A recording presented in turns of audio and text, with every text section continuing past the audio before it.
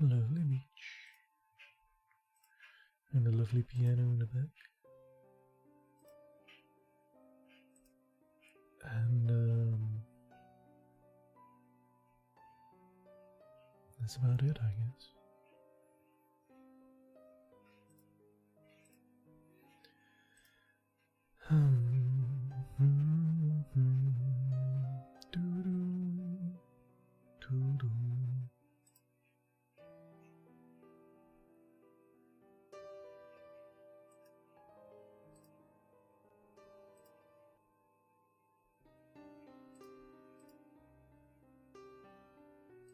Things seem to be working.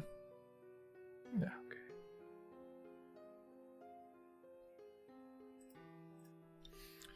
Let us continue with chapter, I think it's 63.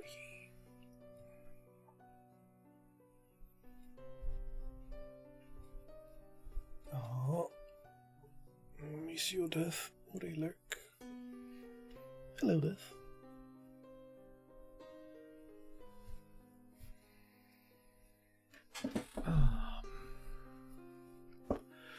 Suddenly, walking along a blank long wall, they came to a gateway flanked by sentry boxes, and the bearer set down the chairs.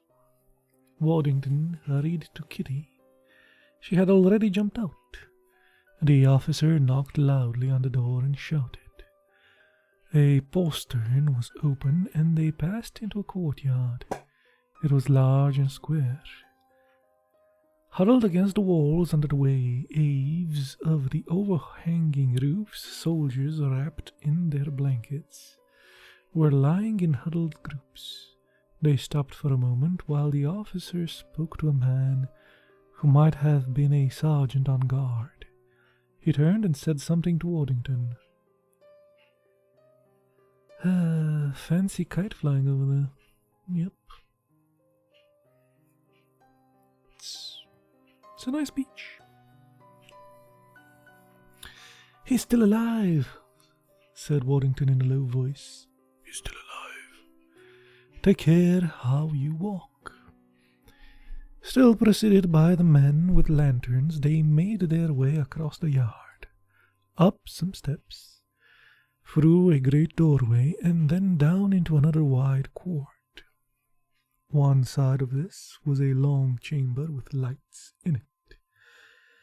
The lights within, shining through the rice paper, silhouetted the elaborate pattern of the lattice. The lantern-bearers led the woman across the yard towards this room, and at the door the officers knocked.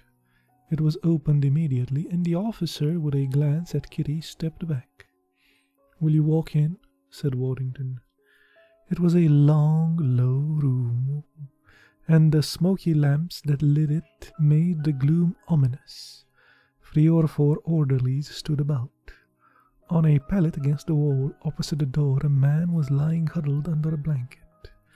An officer was standing motionless at the foot.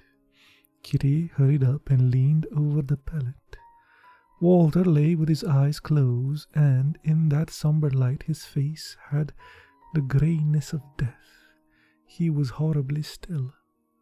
"Walter! Walter!" she gasped, in a low, terrified tone. There was a slight movement in the body, or the shadow of a movement. It was so slight that it was like a breath of air which you cannot feel, and yet for an instant ruffles the surface of still water. "Walter, speak to me!"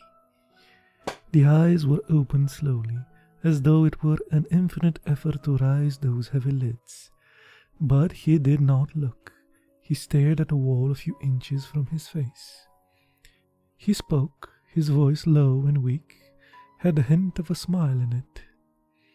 "This is a pretty kettle of fish," he said. Kitty dared not breathe.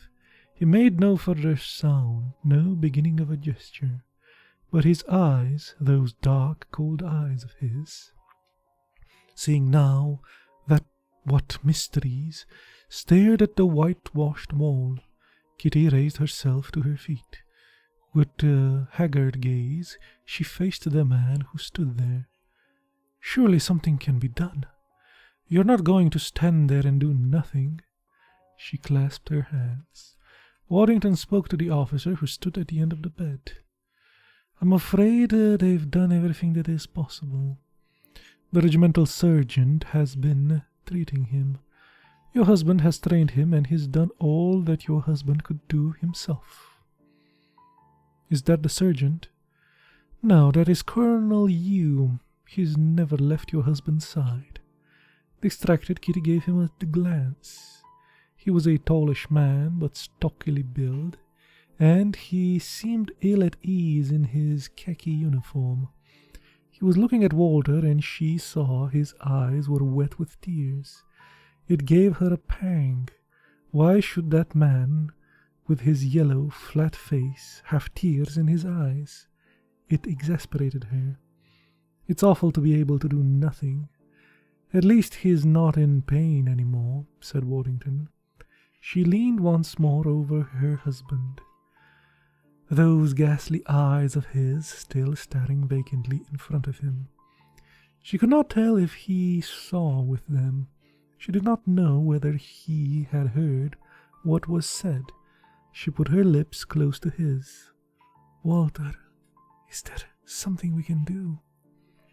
She thought that there must be some drug they could give him which would stay the dreadful ebbing of his life. Now that her eyes were more accustomed to the dimness, she saw with horror that his face had fallen. She would have hardly recognized him. It was unthinkable that in a few short hours he should look like another man. He hardly looked like a man at all. He looked like death. I don't think that's a compliment, Death. That's not a compliment at all. She thought that he was making an effort to speak. She put her ear close. "Don't fuss. I've had a rough passage. I'm all right now." Kitty waited for a moment, but he was silent. His immobility rent her heart with anguish. It was terrifying that he should lay so still. He seemed prepared already for the stillness of the grave. Someone, the sergeant or a dresser, came forward. With a gesture motioned her aside. He leaned over the dying body within a dirty rag, wet his lips. Kitty stood once more and turned to Waddington despairingly. "Is there no hope at all?" she whispered. He shook his head. "How much longer can he live?" "No one can tell. An hour, perhaps."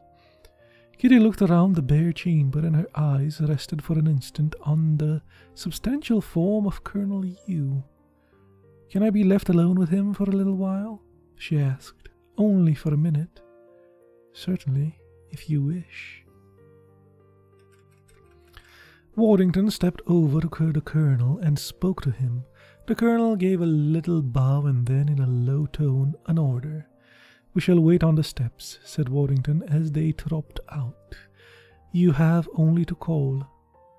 Now that the incredible had overwhelmed her consciousness, like a drug coursing through her veins, and she realized that Walter was going to die, she had but one thought, and that was to make his end easier for him by dragging from his soul the rancor which poisoned it. If he could die at peace with her, it seemed to her that he would die at peace with himself. She thought now not of herself at all, but only of him. "Walter, I beseech you to forgive me," she said, leaning over him. For fear that he could not bear the pressure, she took care not to touch him. "I am so despairingly sorry for the wrong I did you. I so bitterly regret it." He said nothing. He did not seem to hear. She was obliged to insist. It seemed to her strangely that his soul was a fluttering moth, and his wings were heavy with hatred. Yeah. Where is Maniac when you need a moth for him? Daring. Darling. A shadow passed over his wan and sunken face. It was less than a movement, and yet it gave all the effect of a terrifying convulsion. She had never used that word to him before. Perhaps in his dying brain there passed the thought, confused and difficulty grasped, that he had only heard her use it, a commonplace of her vocabulary, to dogs and babies and motor cars. Then something horrible occurred. She clenched her hand, trying with all her might to control herself, for she saw 2 tears run slowly down his wasted cheeks. "Oh, my precious, my dear, if you ever loved me, I know you loved me, and I was hateful. I beg you to forgive me. I have no chance now to show my repentance. Have mercy on me. I beseech you to forgive." She stopped. She looked at him, all breathless, waiting passionately for a reply. She saw that he tried to speak. Her heart gave a great bound. It seemed to her that it would be in a manner of a reparation for the suffering she had caused him, if at this last moment she could effect his deliverance from that load of bitterness. His lips moved. He did not look at her. His eyes stared unseeing at the whitewashed wall. She leaned over him so that she might hear, but he spoke quite clearly. "The dog is what died." She stayed still, as though she were turned to stone. She could not understand, and gazed at him in terrified perplexity. It was meaningless, delirium. He had not understood a word she said. It was impossible to be so still and yet so alive. She stared and stared. His eyes were open. She could not tell if he breathed. She began to grow frightened. "Walter," she whispered. "Walter." "Oh, Walter." At last, suddenly, she raised herself. A sudden fear seized her. She turned and went to the door. "Will you come, please?" "He doesn't seem to." They stepped in. The little Chinese sergeant went up to the bed. He had an electric torch in his hand, and he lit it and looked at Walter's eyes. Then he closed them. He said something in Chinese. Waddington put his hand around Kitty. "I'm afraid he's dead." Kitty gave a deep sigh. A few tears fell from her eyes. She felt dazed rather than overcome. The Chinese stood about round the bed, helplessly, as though they did not quite know what to do next. Waddington was silent. In a minute the Chinese began to speak in a low tone amongst themselves. "You'd better let me take you back to the bungalow," said Waddington. "He'll be brought there." Kitty passed her hand wearily across her forehead. She went up to the pallet bed and leaned over it. She kissed Walter gently on the lips. She was not crying now. "I'm sorry to give you so much trouble." The officer saluted as she passed, and she gravely bowed. They walked back across the courtyard and got into their cars. She saw Waddington light a cigarette. A little smoke lost in the air. That was the life of man. End of chapter.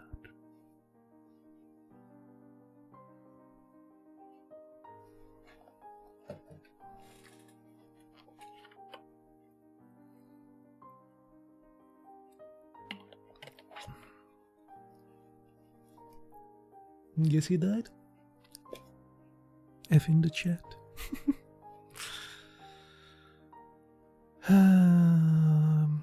Chapter 64. Dawn was breaking now, and here and there a Chinaman was taking down the shutters of his shop. In its dark recesses, by the light of a taper, a woman was washing her hair and face. In a tea house at a corner, a group of men were eating an early meal. The grey cold light of the rising day slided along the narrow lanes like a thief. There was a pale mist on the river, and the masts of the crowded junks loomed through it like the lances of a phantom army. The phantom menace. It was chilly as they crossed, and Kitty huddled herself in her gay and coloured shawl. They walked up the hill, and they were amongst the mist. The sun shone from an unclouded sky. It shone as though this were a day like another, and nothing happened to distinguish it from its fellows. "Wouldn't you like to lie down?" said Waddington, when they entered the bungalow. "No, I'll sit at the window."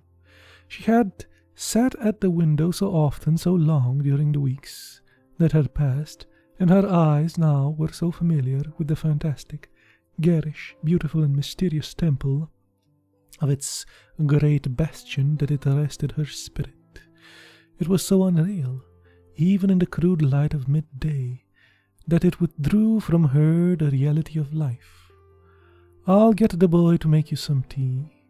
I'm afraid it will be necessary to bury him this morning. I'll make all the arrangements. Thank you." 65. They buried him 3 hours later. It seemed horrible to Kitty that he must be put into a Chinese coffin, as though in so strange a bed he must rest uneasily, but there was no help for it. The nuns, learning of Walter's death, as they learned everything that happened in the city, sent by a messenger a cross of the lilas, stiff and formal, but made as though by the accustomed hands of a florist, and the cross alone on the Chinese coffin looked grotesque and out of place. When all was ready, they had to wait for Colonel Yu, who had sent to Waddington to say that he desired to attend the funeral. He came accompanied by the ADC.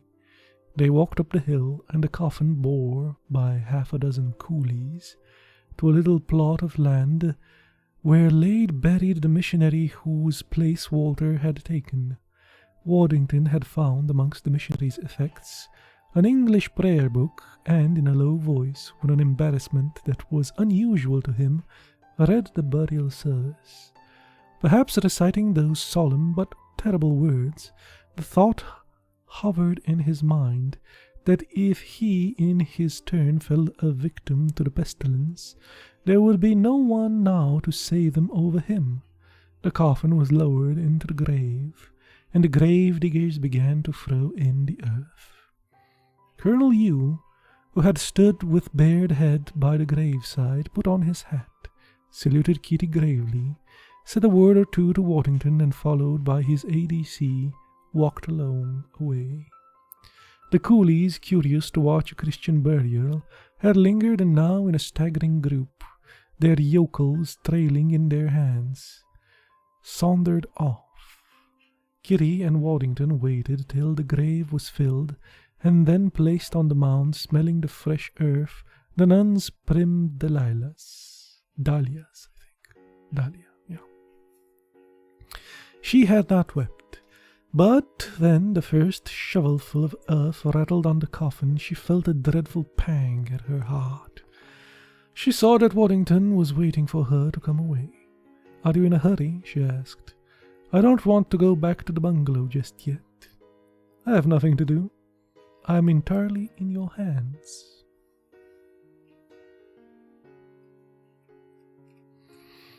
"66. They sauntered along the causeway till they came to a top of the hill on which stood that archway, the memorial to a virtuous widow, which had occupied so large a part of Kitty's impression of this place. It was a symbol, but of what she scarcely knew. She could not tell why it bore a note of so sardonic irony. "Shall we sit down a little? We haven't sat here for ages." The plain was spread before her widely. It was tranquil and serene in the morning light. "It was only a few weeks that I have been here, and it seems a lifetime." He did not answer, and for a while she allowed her thoughts to wander. She gave a sigh. "Do you think that the soul is immortal?" she asked. He did not seem surprised at the question. "How should I know?" Just now, when they've washed Walter, Before they put him in the coffin, I looked at him. He looked very young, too young to die. Do you remember that beggar that we saw the first time you took me for a walk? I was frightened not because he was dead, but because he looked as though he had never been a human being. He was just like a dead animal. And now, again, with Walter, it looked like a machine that had run down. That's so frightening. And it is only a machine. How futile is all this suffering and the heart pains and the misery? He did not answer, but his eyes travelled over the landscape of their feet. The wide expanse of that gay and sunny morning filled their hearts with exaltation. The trim little rice fields stretched as far as the eye could see, and in many of them the blue-clad peasants with their buffaloes were walking industriously. It was a peaceful and happy scene. Kitty broke the silence. I can't tell you how deeply moved I've been by all I've seen at the convent. They're wonderful, these nuns. They make me feel utterly worthless. They give up everything, their home, their country, love, children, freedom, and all the little things which I sometimes think must be harder still to give up. Flowers in the green fields, going for a walk on an autumn day, books, music, comfort. Everything they give up, everything. And they do it so that they may devote themselves to a life of sacrifice and poverty, obedience, killing work and prayer. To all of them this world is really and truly a place of exile. Life is a cross which they are willingly bear, but in their hearts all the time it is the desire. Oh, it's so much stronger than desire. It's a longing, an eager, passionate longing for the death which shall lead them to life everlasting. Kitty clasped her hands and looked at him with anguish. Well, supposing there is no life everlasting, think that it means if death really is the end of all things, they've given it all up for nothing. They've been cheated. They're dupes. Waddington reflected for a moment. I wonder if it matters that they have aimed at its illusion. Their lives are in themselves beautiful. I have an idea that the only thing which makes it possible to regard this world we live in without disgust is the beauty which now and then men create out of the chaos, the pictures they paint, the music they compose, the books they write, and the lives they lead.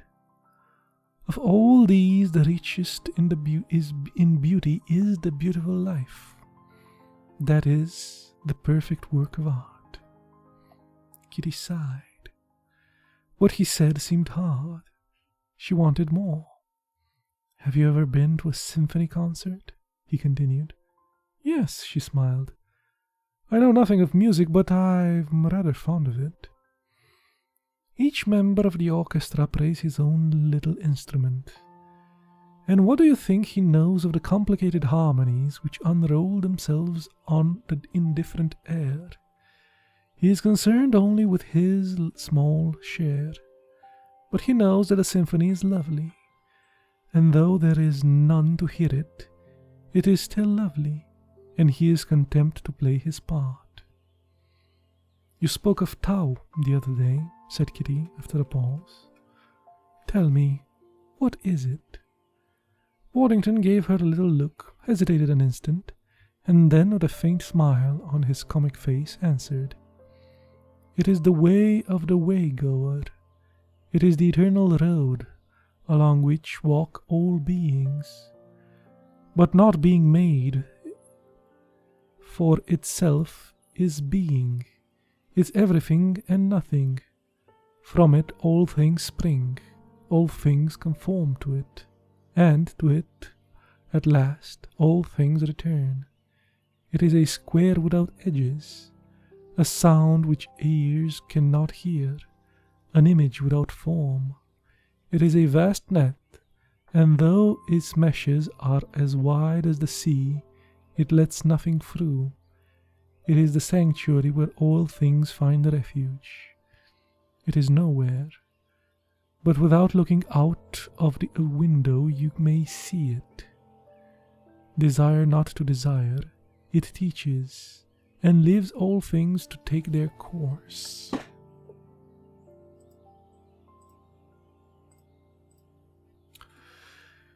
He that humbles himself shall be preserved entire.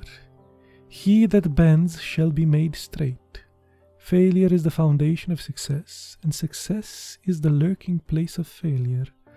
But who can tell when the turning point will come? He who thrives after tenderness can become even as a little child. Gentleness brings victory to him who attacks, and safety to him who defends. Mighty is he who conquers himself. Does it mean anything? Sometimes, when I've had half a dozen whiskies and I look at the stars, I think perhaps it does. Silence fell upon them, and then it was broken. It was Kitty. It was again broken by Kitty. Tell me, the dog it was that died. Quotation. Waddington's lips outlined a smile, and he was ready with an answer, but perhaps at that moment his sensibilities were abnormally acute. Kitty was not looking at him, but there was something about her expression which made him change his mind.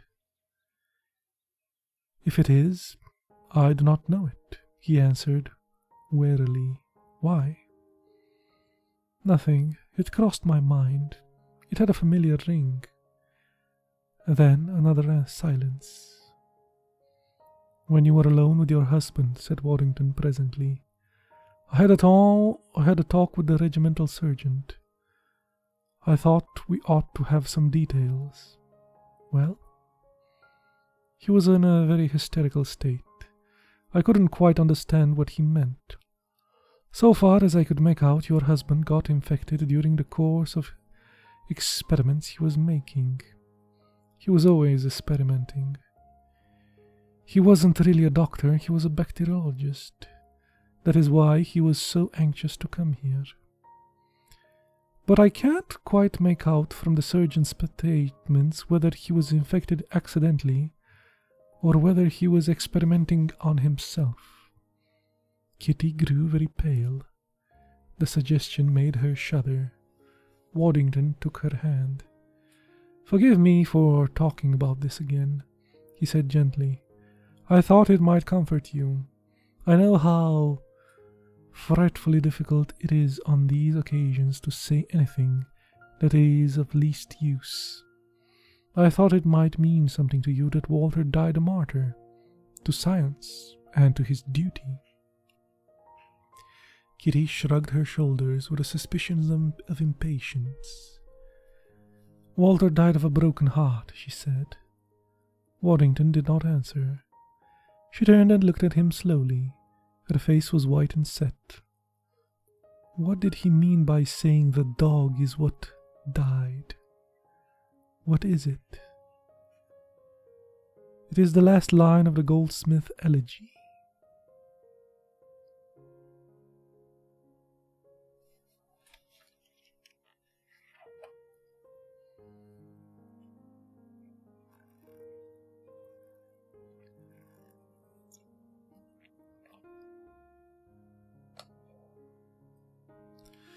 The dog is what it was that died. Okay.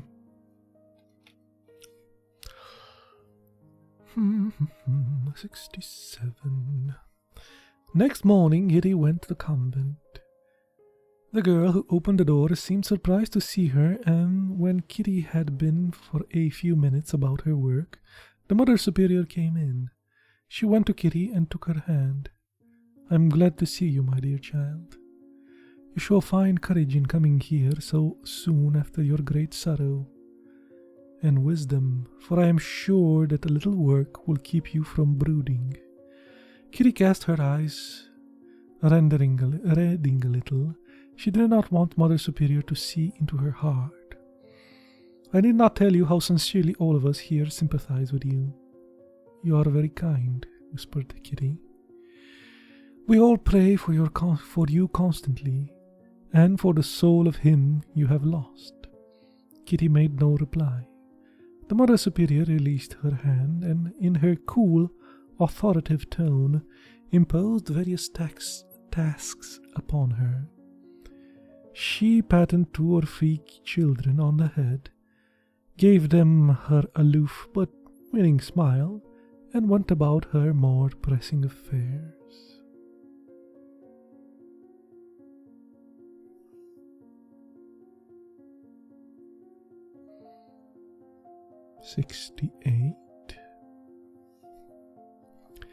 A week went by. Kitty was sewing. The Mother Superior entered the room and sat down beside her. She gave Kitty's work a shrewd glance. You sew very well, my dear.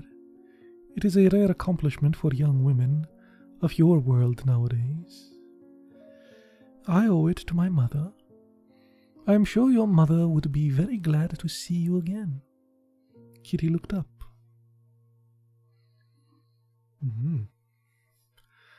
There was in the Mother Superior's manner which prevented the remark from being taken as casual politeness. She went on.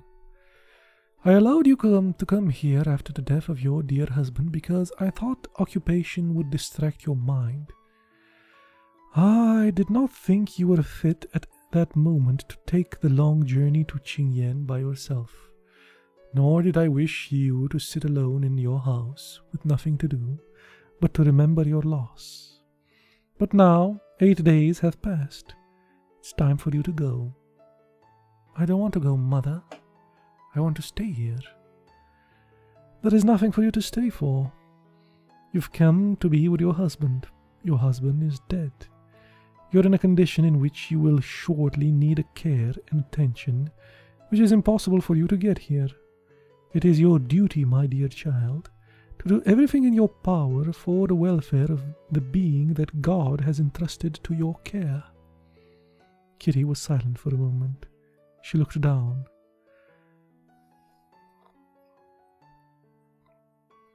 I was under the impression that I was of some use here. It has been a great pleasure for me to think that I was. I hoped that you would allow me to go on with my work till the epidemic had come to an end. We're all very grateful for what you have done for us, answered the Superior with a slight smile. But now that the epidemic is waning, the risk of coming here is not so great, and I'm expecting 2 sisters from Canton. They should be here shortly. And when they arrive, I don't think that I shall be able to make any use of your services. Kitty's heart sank. The Mother Superior's tone admitted of no reply. She knew her well enough to know that she would be insensible to entreaty. That she found it necessary to reason with Kitty had brought into her voice a note, if hardly of irritation, at least of peremptoriness, which might lead to it. Mr. Waddington was good enough to ask my advice. I wish he could have minded his own business, interrupted Kitty.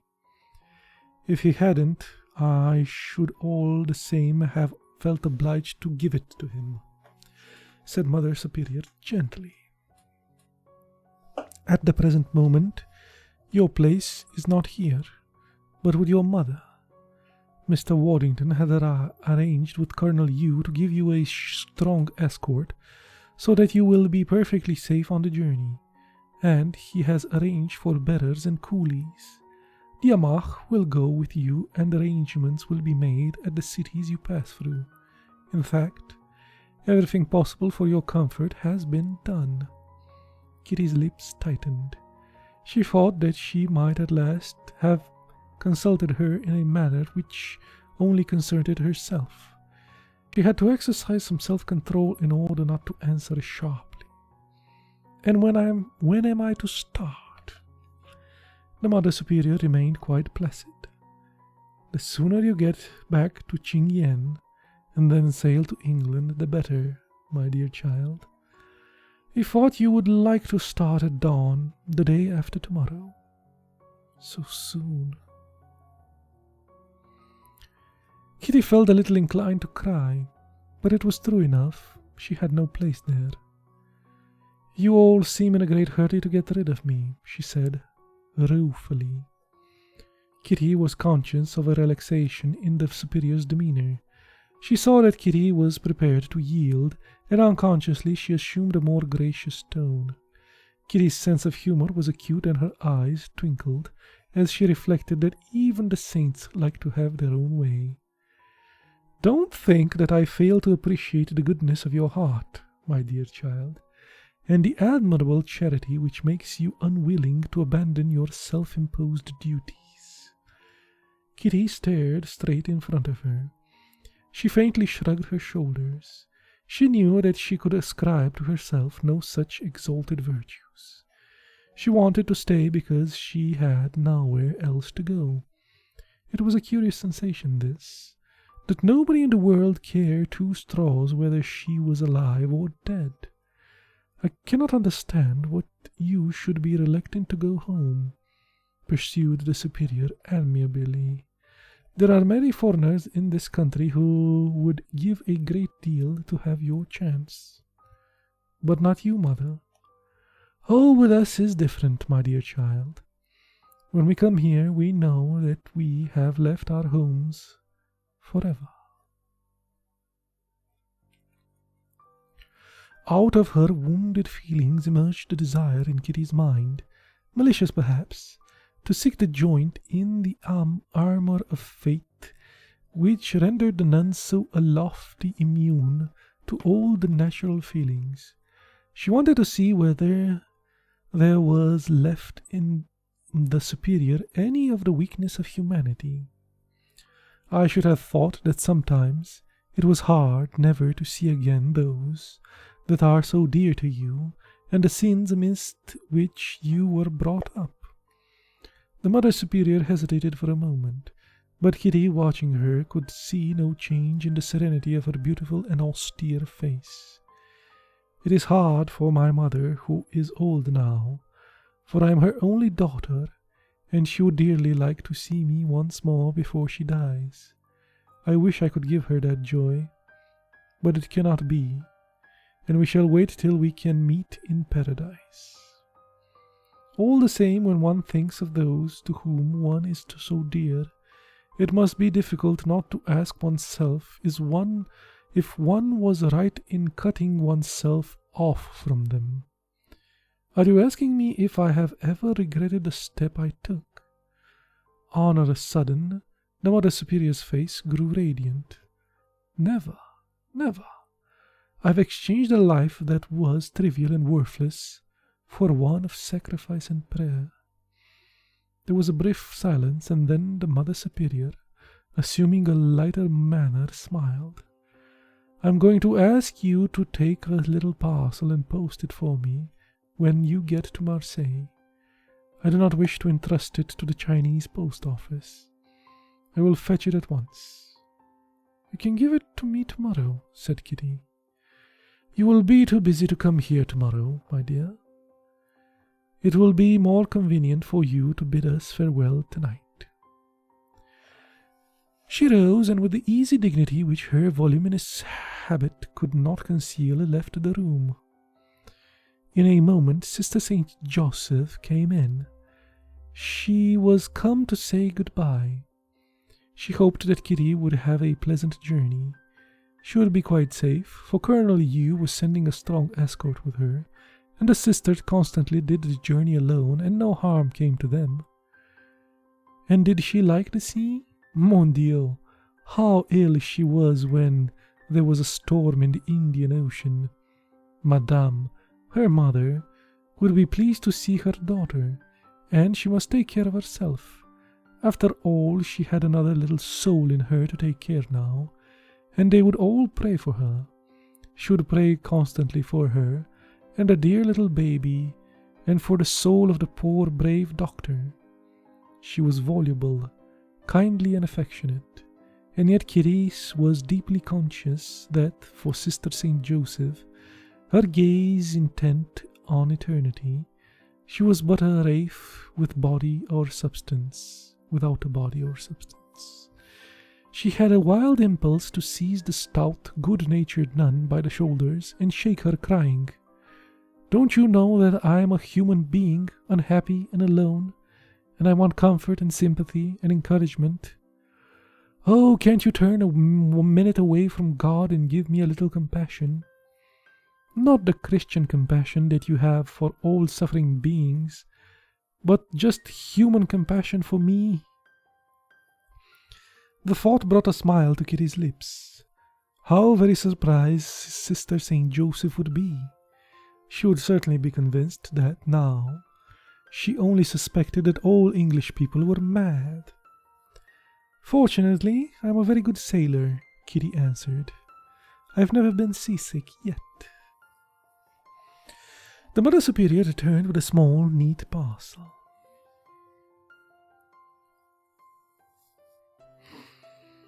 "They are handkerchiefs that I have made for the name day of my mother," she said. "The initials have been embroidered by our young girls."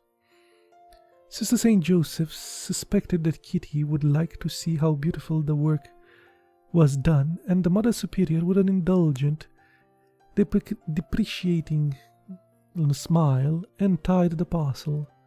The handkerchiefs were of very fine law, and the initials, embroidered in a complicated cipher, were surmounted by a crown of strawberry leaves. When Kitty had properly admired the workmanship of the handkerchiefs, they were wrapped up again and the parcel handed to her. Sister St. Joseph, with an "Eh bien, Madame, je vous écoute," was a repetition of her polite and imperious salutation, went away. Kitty realized that this was the moment to take her leave of the Superior. She thanked her for her kindness to her. They walked together along the bare, whitewashed corridors. "Would it be asking too much for you to register the parcel when you arrive at Marseille?" said the Superior. "Of course I will do that," said Kitty. She glanced at the address. The name seemed very grand, but the place mentioned attracted her attention. "But that is one of the chateaux I've seen. It was motoring with friends in France." "It is very possible," said the Mother Superior. "Strangers are permitted to view it on 2 days a week. I think if I had ever lived in such a beautiful place, I should have never had the courage to leave it. It is, of course, a historical monument. It is scarcely intimate. If I regret anything, it would be that but the little chateau that we lived in when I was a child. It was in the Pyrenees. I was born with the sound of the sea. I do not deny that sometimes I should like to hear the waves beating against the rocks."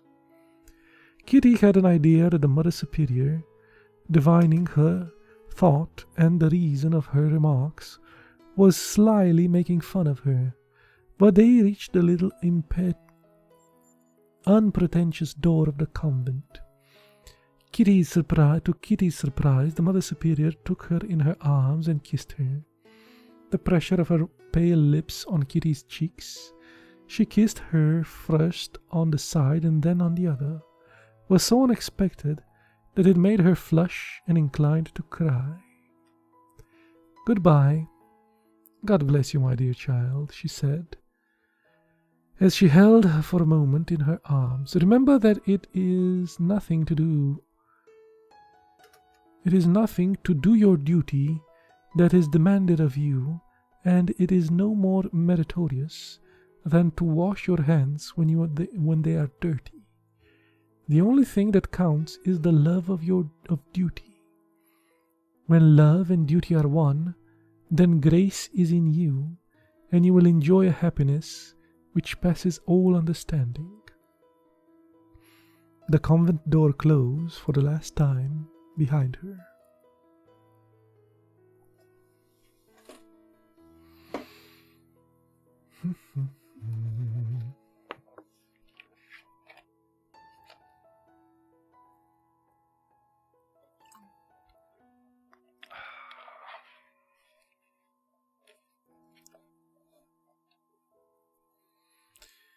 Uh, 69. Waddington walked with Kitty up the hill, and they turned aside for a moment to look at Walter's grave. At the memorial ark, he said goodbye to her, and looking at it for the last time, she felt that she could reply to the enigmatic irony of its appearance with an equal irony of her own. She stepped into her chair. One day passed, and then another. The sights of the wayside served as a background to her thoughts.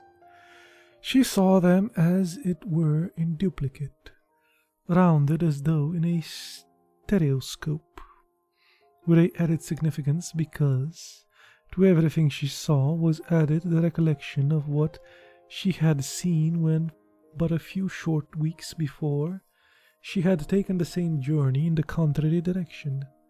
The coolies with their loads strangled disorderly, 2 or 3 together, and then 100 yards behind one by himself, and then 2 or 3 more. The soldiers of the escort shuffled along with a clumsy walk that covered 5 or 20 miles a day. The amach was carried by 2 bearers, and Kitty, not because she was heavier, but for her face's sake, by 4. Now and then they went a string of coolies lollylopping in a line with their heavy burdens. Now and then a Chinese official in a sedan who looked at the white woman with inquisitive eyes. They came across peasants in a faded blue and huge hats on their way to the market, and now a woman, old or young, tottering along on her bound feet. They passed up and down little hills laid out with trim rice fields and farmhouses, nestling costly in a grove of bamboos.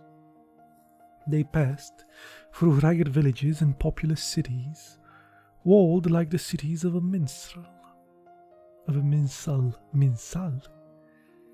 like the cities in a minsel, whatever that is. The sun of the early autumn was pleasant, and if at daybreak, when the shivering dawn lent the neat fields of enchantment of fairy tale, it was cold, the warmish lair was very graceful. Kitty was filled by it with a sense of beatitude which she made no effort to resist. The vivid scenes with their elegant colour, their unexpected distraction, and their strangeness were like an arras before which, like mysterious shouty steps, played the phantoms of Kitty's fancy. They seemed wholly unreal. May Tai Fu, with its crenellated walls, was like a painted canvas placed on a stage in an old play to represent a city. The nuns, Waddington, and the Manchu woman who loved him, were fantastic characters in a mask, and the rest, the people sliding along the tortuous streets, and those who died, were nameless supers. Of course, they had all a significance of some sort, but what was it? It was as though they performed a ritual dance, elaborate and ancient, and you knew that those complicated measures had a meaning which it was important for you to know, and yet you could see no clue. It seemed incredible to Kitty.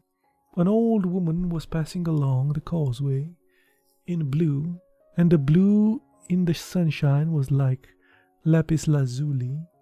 Her face, with its 1,000 little wrinkles, was like a mask of old ivory, and she leaned as she walked on her tiny feet, on a long black staff. It seemed incredible to Kitty that she and Walter had taken part in that strange and unreal dance. They had played important parts too. She might easily have lost her life. He had. Was it a joke? Perhaps it was nothing but a dream which she would suddenly awake with a sigh of relief. It seemed to have taken place a long time ago in a faraway place. It was singular how shoddy the persons and the place seemed against the sunny background of real life. And now it seemed to Kitty like a story that she was reading. It was a little startling that it seemed to concern her so little. She found already that she could not recall with distinctness Warrington's face, which had been so familiar to her.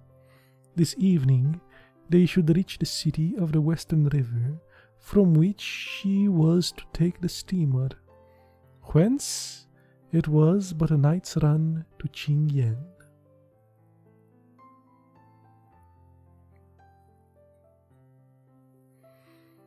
Chapterino 70.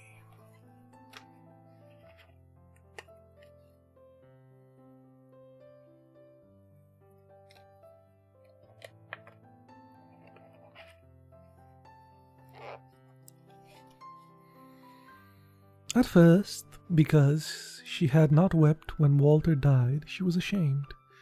It seemed dreadfully callous. Why, the eyes of the Chinese officer, Colonel Yu, had been wet with tears. She was dazed by her husband's death. It was difficult to understand that he would not come into the bungalow again, and that when he got up in the morning she would not hear him take his bath in the Sucho tub. She was alive, and now he was dead. The sisters wondered at the Christian resignation and admired the courage with which she bore her loss. But Waddington was shrewd. For all his grave sympathy, she had a feeling that, how should she put it, that he had his tongue in his cheek. Of course, Walter's death had been a shock to her. She did not want him to die. But after all, she didn't love him. She had never loved him. It was decent to bear herself with becoming sorrow. It would be ugly and vulgar even to let anyone see into her heart. But she had gone through too much to make pretenses to herself. It seemed to her that this, at least the last few weeks, had taught her that if it is necessary sometimes to lie to others, it is always despicable to lie to oneself. She was sorry that Walter had died in that tragic manner, but she was sorry with a purely human sorrow, which, as she might have felt it, had been an acquaintance. She would acknowledge that Walter had admirable qualities. It just happened that she did not like him. She had always bored her. She would not admit that his death was a relief to her.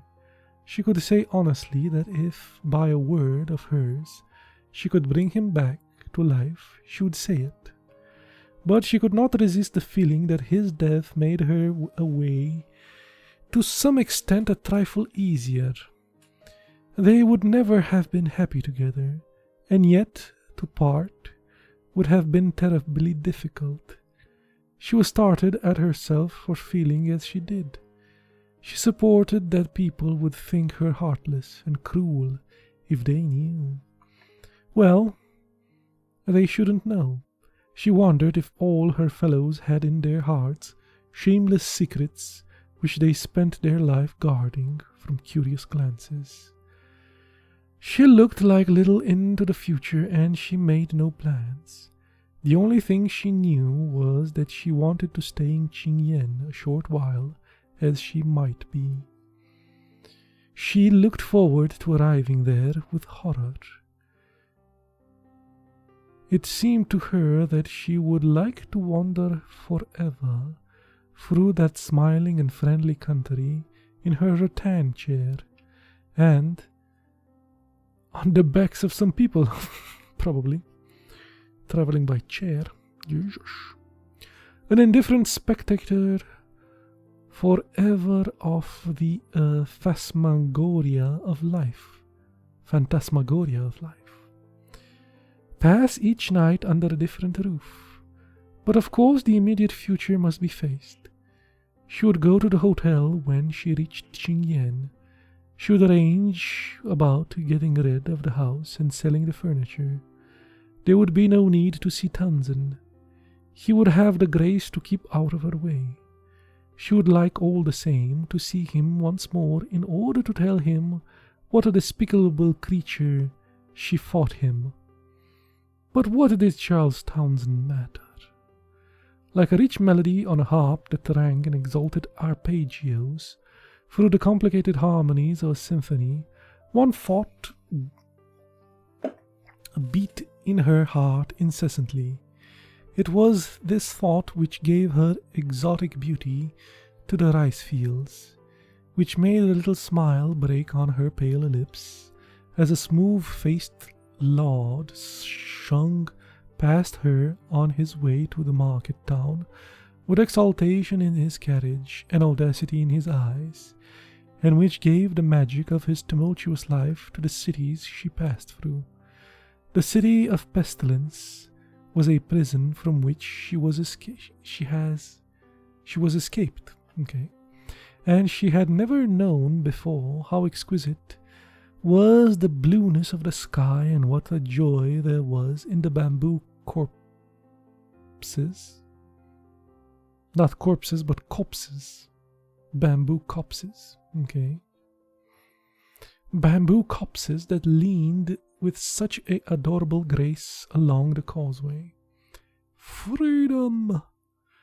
That was the thought that sung in her heart, so that even though the future was so dim, it was iridescent like the mist over the river, where the morning sun fell upon it. Freedom. Not only freedom from a bound that irked, and a companionship which depressed her. Freedom, not only from the death which had threatened, but freedom from the love that had degraded her. Freedom from all spiritual ties. The freedom of a disembodied spirit. And with freedom, courage, and a valiant unconcern with whatsoever was to come.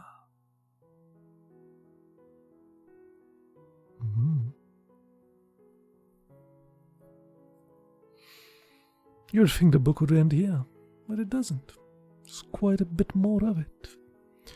But our reading ends here, as this is where the chapter ends. Shall take a little break and we'll see if we come back.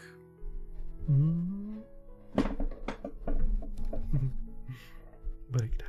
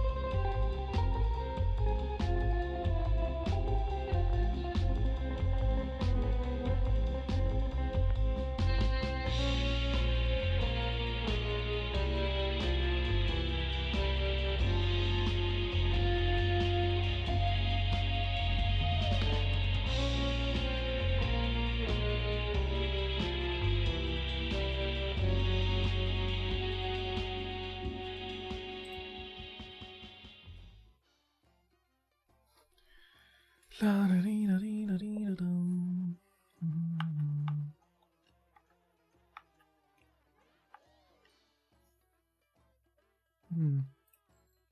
No, this thing doesn't work. There we go.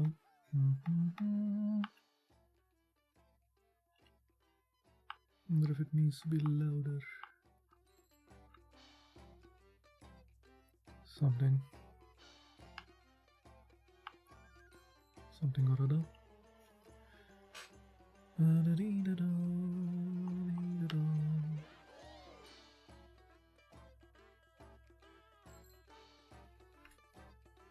don't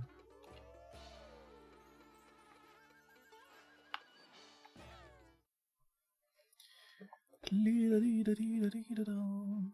See how our little crops are going. We had some stuff to buy as well from last time.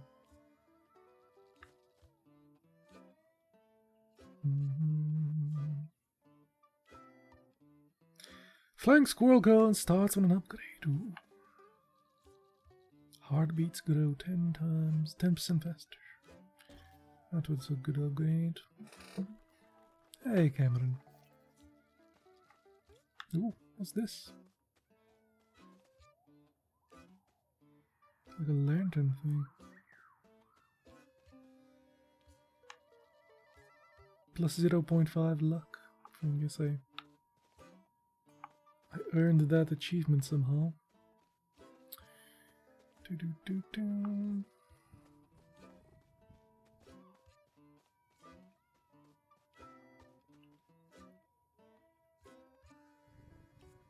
1% beat drop chance to drop a heartbeat seed when damaged. I really should finish these. Bosses drop cornucopias. Ooh, that's going to be next.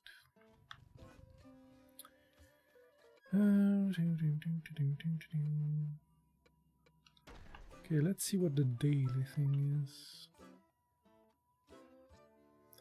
Year 7. Yeah, Jesus. Well, this is not going to happen. But at least, you know.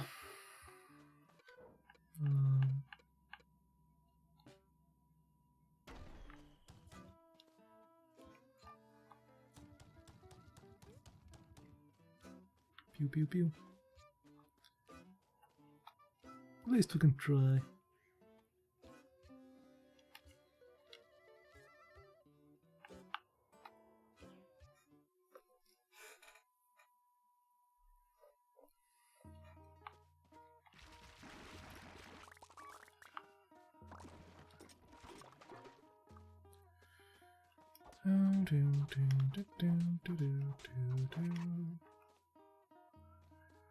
I guess pricklies wouldn't need that much water. Could put some pricklies here. And we have a chicken already. I guess because we did okay last time or something. Oh, I think we finished the last one, yeah, that's why. We inherited some stuff. Ooh, goose! Goose! Die, goose, die!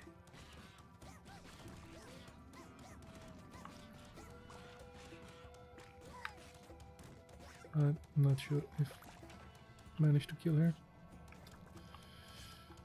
I know she gives you something.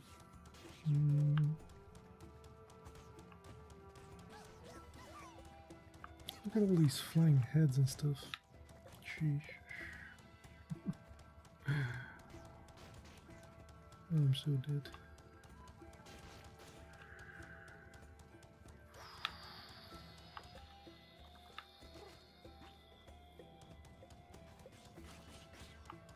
Not only you start with very little life, but everything is, you know, harder.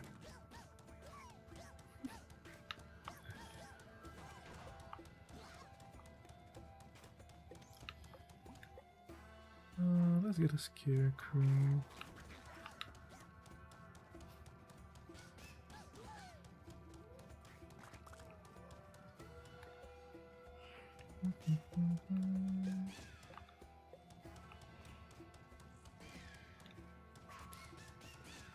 assholes.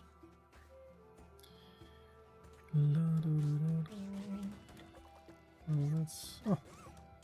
Poor sprinkler there.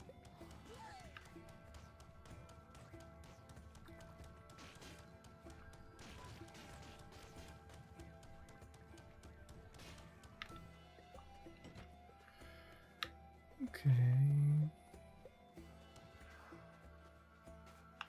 Chicken, yeah. Why did you decide to stream and upload the different accounts?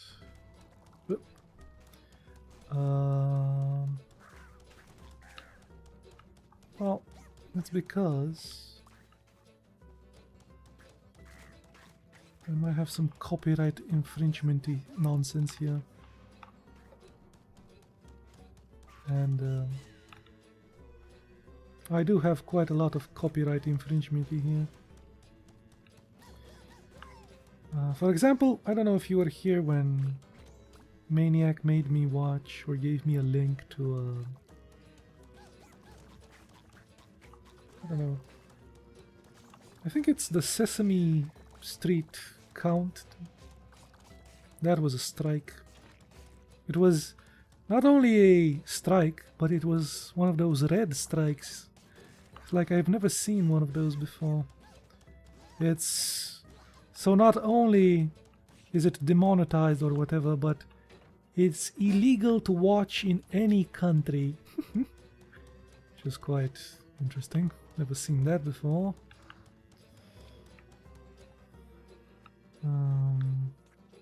And games themselves... Oh, I'm going... so derpy. Games themselves are assholes. Tropical, all the soundtracks demonetized, all that content demonetized. But I like the songs and stuff, so I didn't care that much. More annoying than demonetization is that they're going to put ads on my videos and make money out of my videos. Which is silly.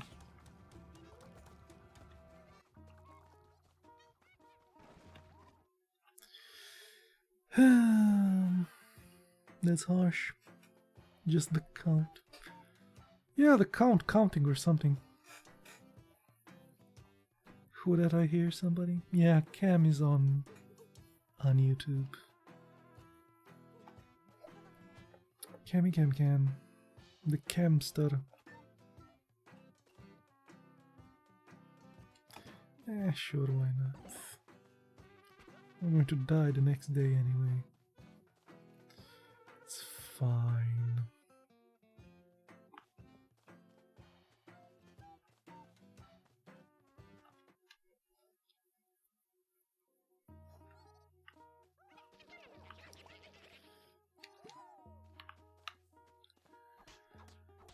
So yeah, one is, I don't know, stuff that can't be demonetized, and one is. Sadly. Simple as that.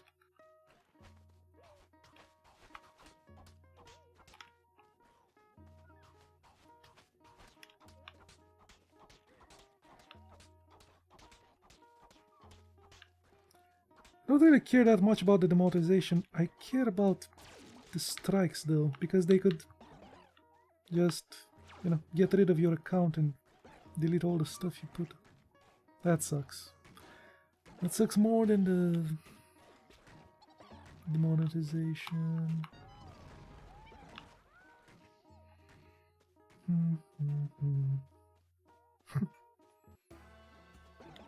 Cam said hi, Dave.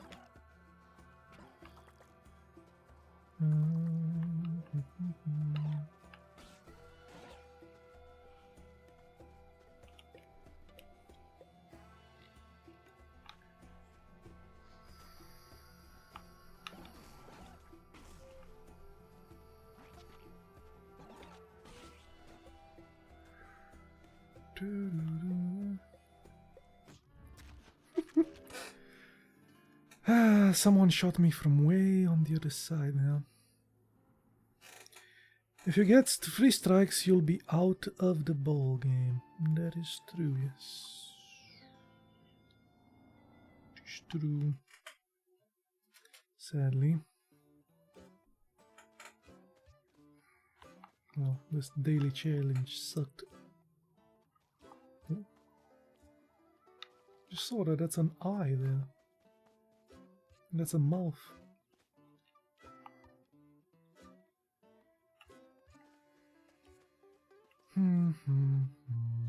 Yeah, year 3. Let's try year 4.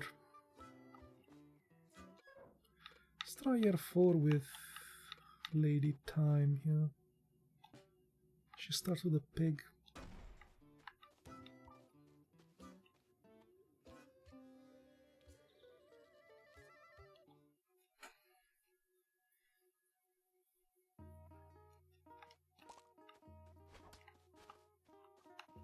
Potatoes. Yeah, not really worth it.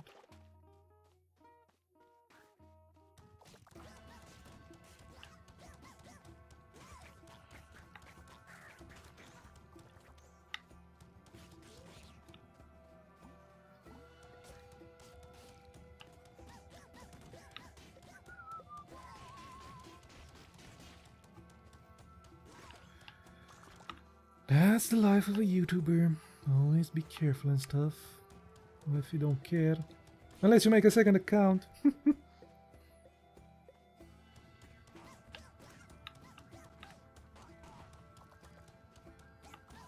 And there's like no one to talk to if that happens to you, you know. Even if it happens by mistake, it's like, nah, son. Nobody's going to talk to you. Nobody cares. YouTube is too big for that sort of thing.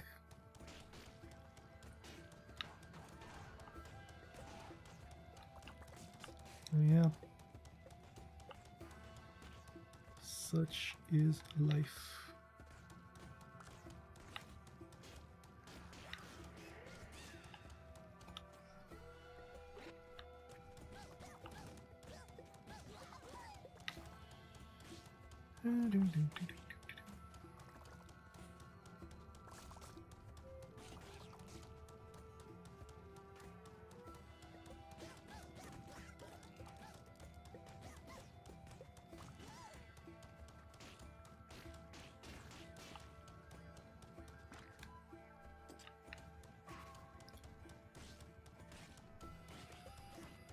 It's a field, but people, you know, people succeed.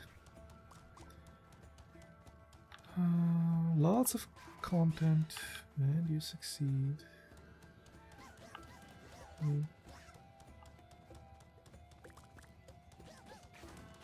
People watching you as well, not just lots of content.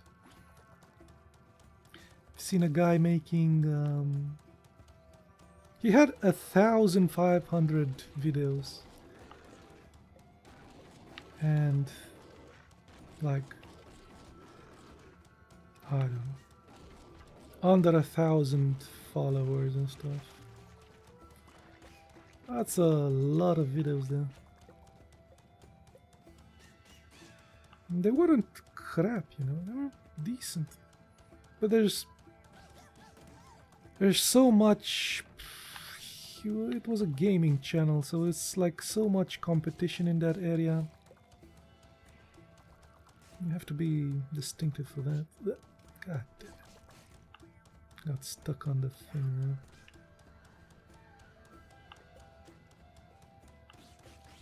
there. I don't know. A niche, sir. You need a niche.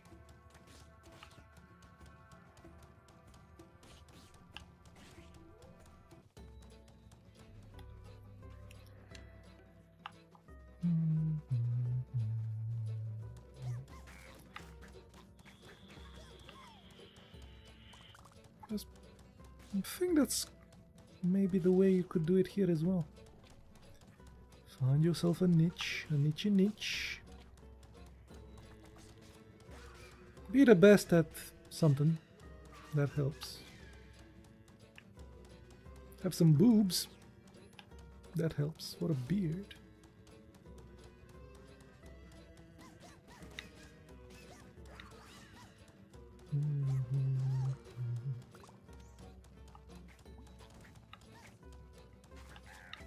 Or maybe boobs and beard. Twitch had been recommending me for a while a guy that had a...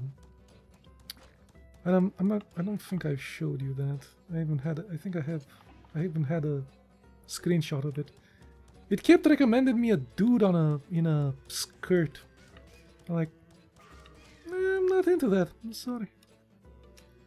It's definitely not my fetish. I'm sorry.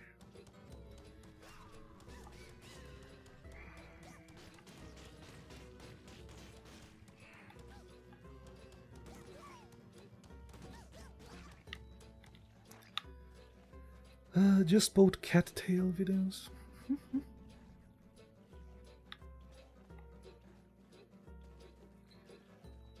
They know what you're into. I'm really not. And I showed this, I think I showed it to Mystic.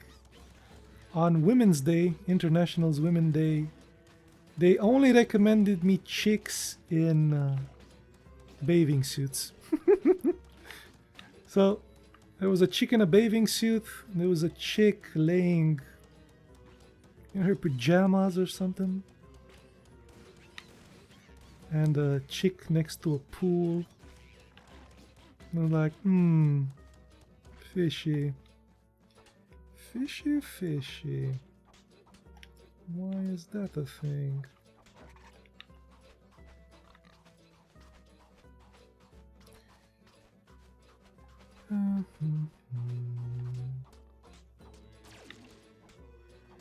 Anyway, I looked at the guy in the dress. Obviously. He was playing a guitar or something. He might have recommended me because I watched a dude playing guitar. I don't know.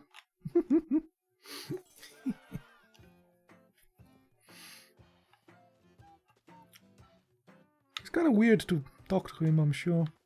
Him, her, whatever.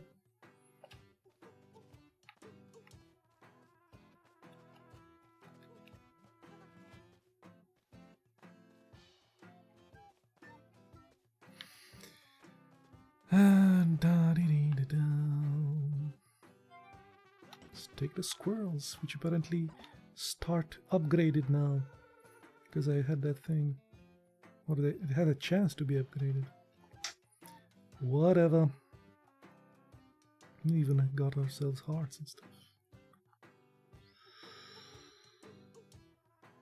Okay.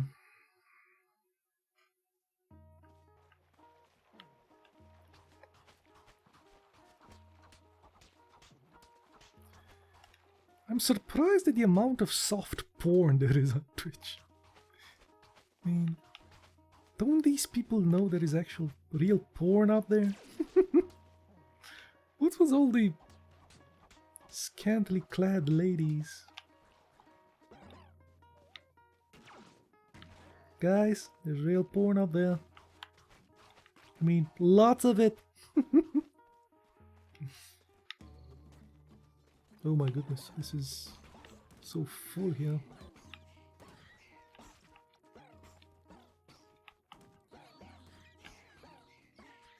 So many of these things here. Didn't even enter.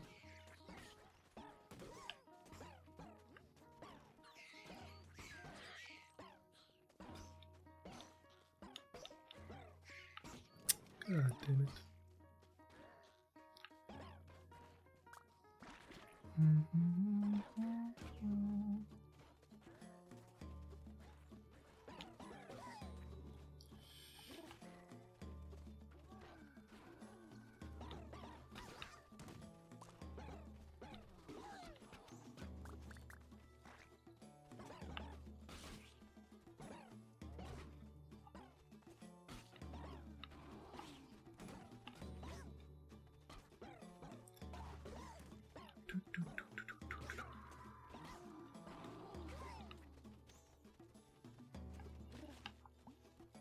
At least I still have my ducks on trophy.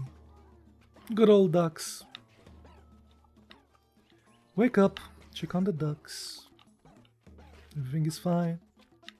Go to work.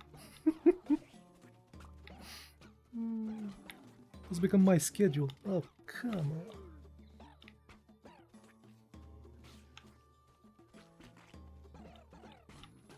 So many of the dudes that I used to watch on Trovo also left. Lots of them, sadly. I think I have only like 2 dudes that I knew from Mixer that are still in Trovo. Everybody else left for better things. Bigger and better. Maybe. I mean, I hope for their sake.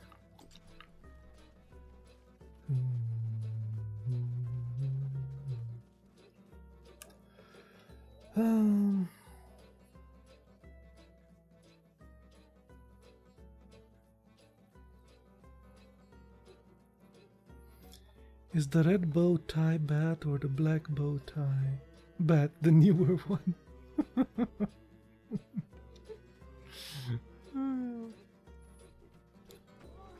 Should have more red on him, that's for sure. I'm just too lazy to work on that.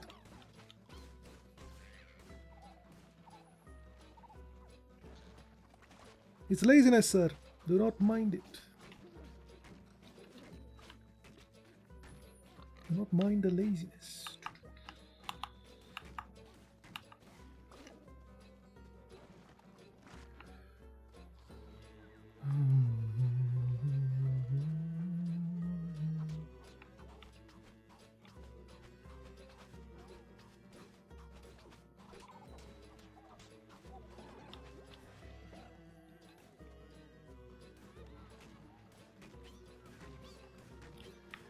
Which one is the new one? I don't remember. I'm sorry. I'm sorry, man. Don't remember. Is that important to you? Started making that bet 5 years ago. So, you know, some things might escape me. There's been lots of changes to them.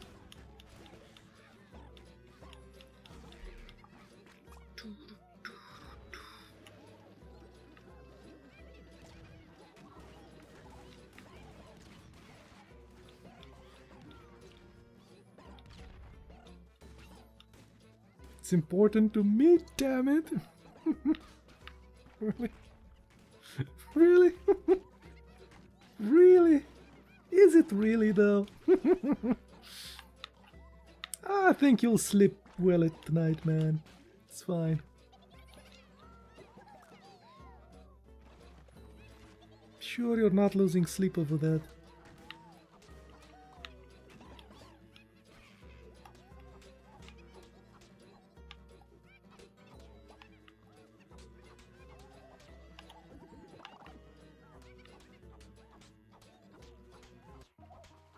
What's the bat's name? It has no name, man. It's my name. It's supposed to be me. Never thought of these things. Why are you complicating it, man? Stop complicating things.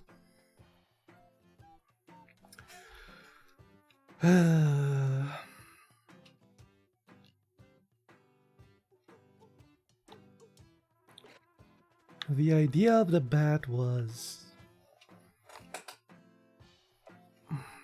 so that people wouldn't keep bugging me why I have the accent. Sort of leaned into the accent thing. So, you know, thus the Z-bat.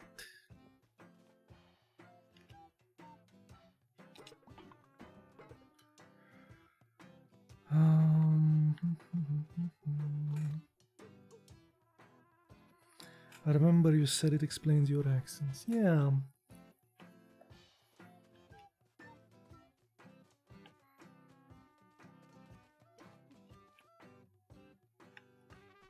Back in the day when I had more viewers and stuff, it was constantly a thing.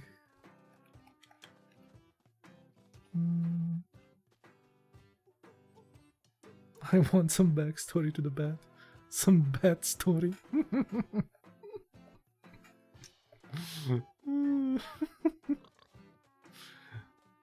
How about you make one up, dude? You will be the official... What is it? Biographer. Make something up for the little bat.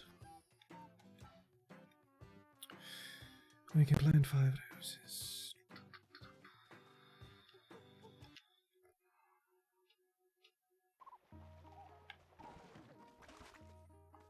I don't have anywhere to place them. Oh, we can make this. More land. Plant some pricklies. That's not going to need any water. Going to go fine without water.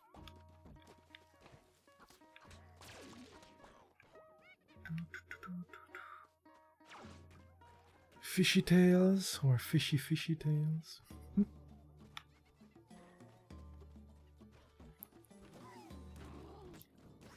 Oh, bad.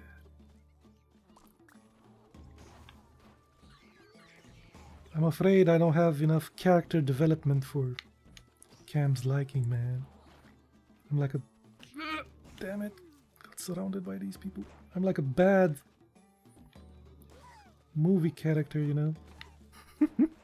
Not enough backstory.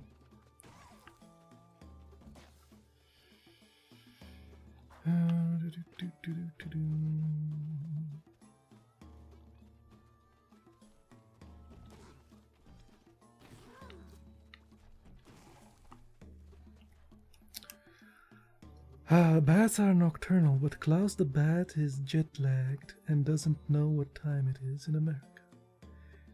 So he comes out during the day. I do suffer from quite a bit of insomnia, and that helps. I've had it since I was a kid, so yeah. Put that in the story there. Insomniac Bat.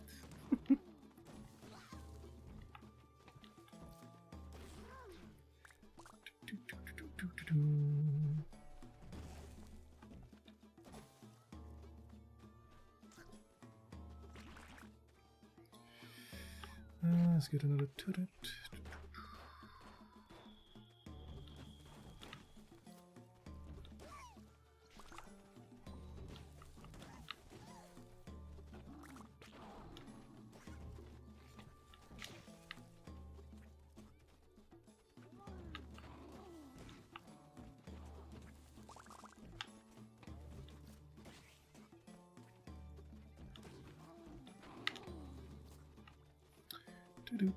Okay, we can get these. He stays up all day. Well, that would be the logic, yeah.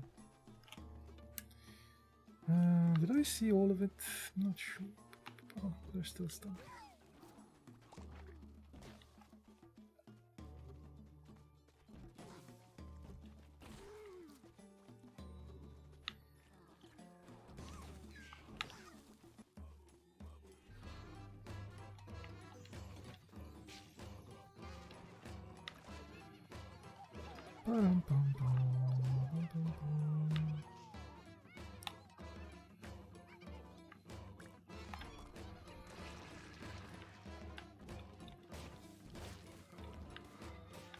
Unfriendly worm. Okay. The worm is unfriendly, guys. I think I need to hit his head. I'm not sure. Don't remember. Something head related, I think.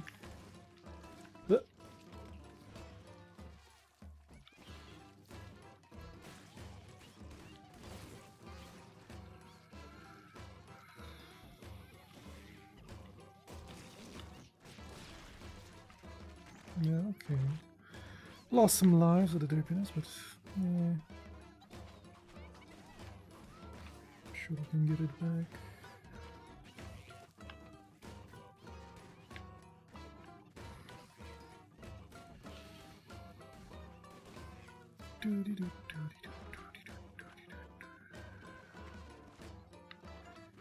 fakes being blind for insurance purposes. That would make Klaus an asshole. Not sure I want to be an asshole.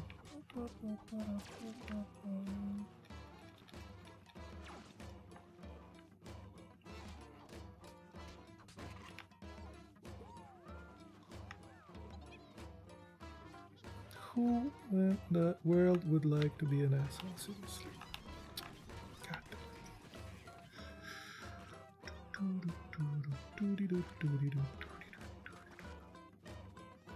I guess nobody's perfect.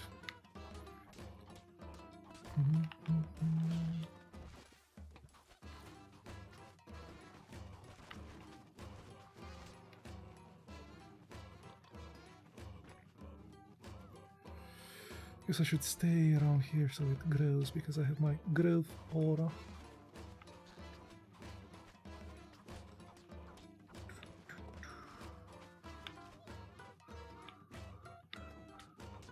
Oh no. No. Some of these peas and stuff, so. Yay! Cool.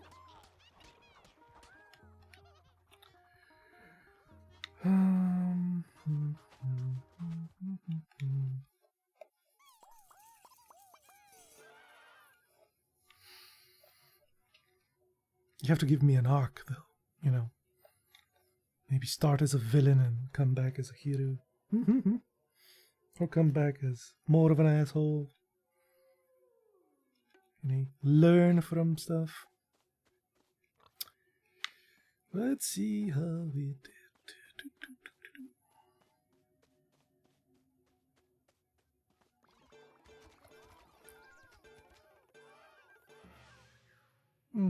Meh.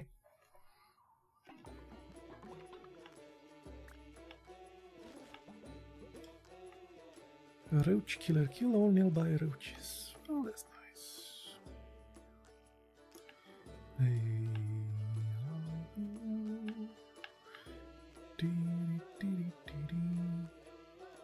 Rake in the loot. Don't even know what that does.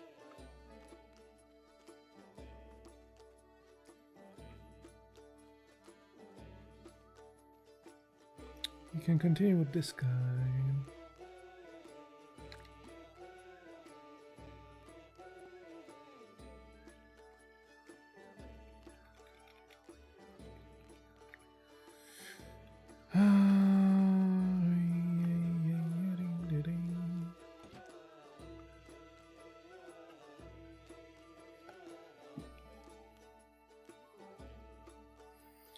His pigeon friends kicked him out, and then Klaus didn't share.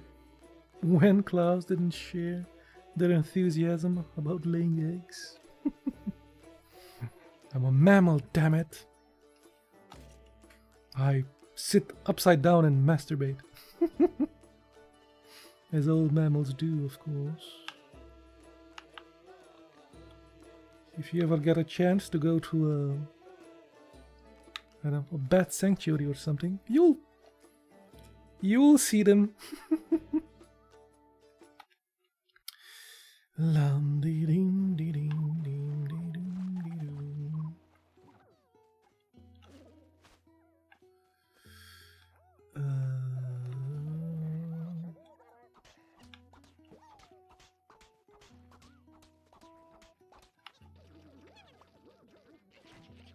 Anything gross? Good. Put one there.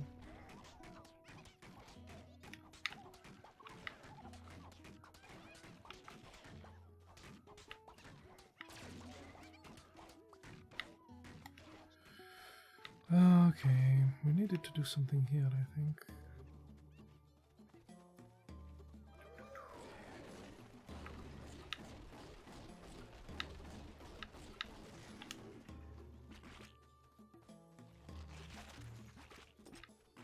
Weed, clampons, and a thing. Did I see all the things here? That was nice that those goddamn roaches die.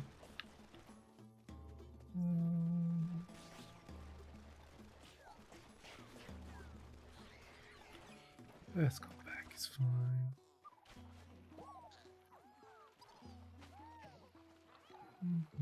I need to find a cow.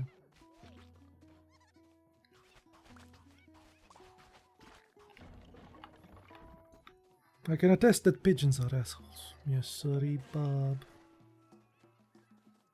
They poop on everything. No respect.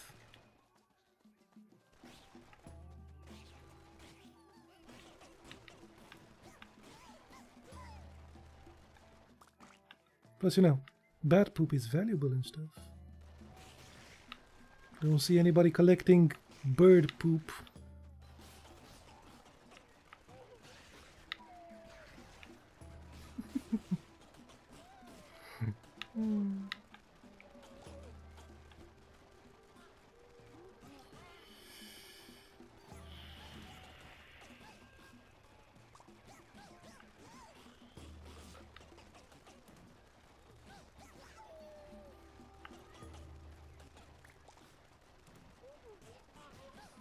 Good old guano.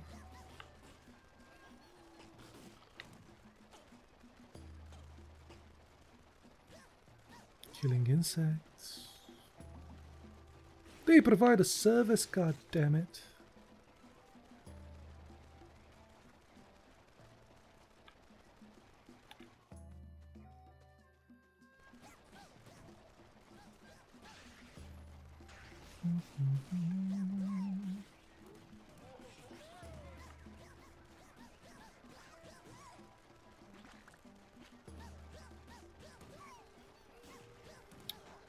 Need a cow. That is a pig. I need a cow.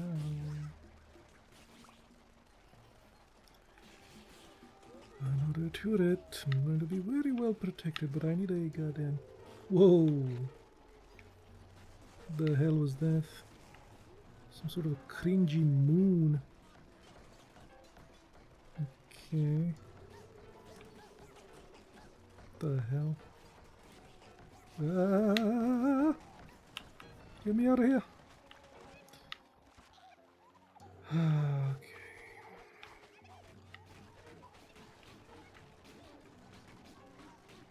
Oh Jesus, that thing takes a while to die.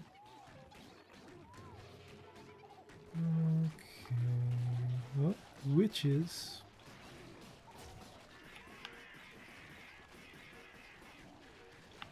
Well, this is an interesting night, isn't it? They're on fire as well. Jesus. The hell has this game become?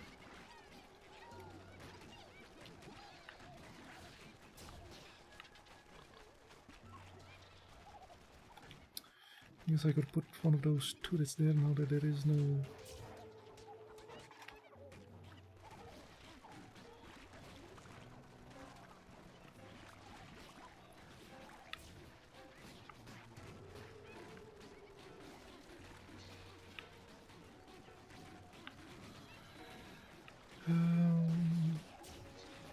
Jesus. Jesus and crackers. Witches, man. Careful. Be careful of witches. They're known to steal sperm. Careful. It's a thing from medieval era. Sure it's true.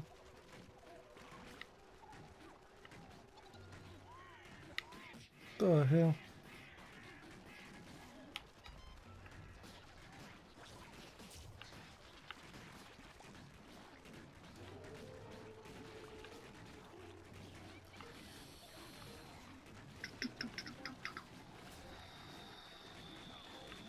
My trees are burning.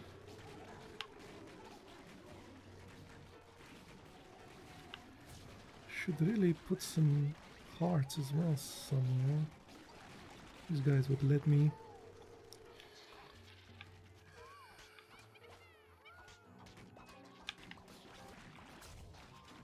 Oh, of course, my hearts are on fire now. That's just rude.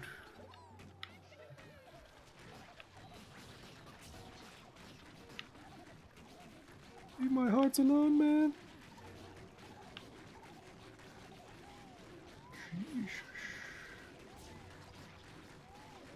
Holy moly, they destroyed my things. No way.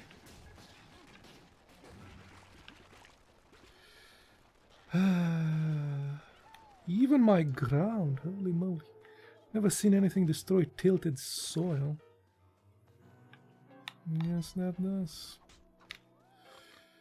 Damn, I lost all my hearts as well, and the tree.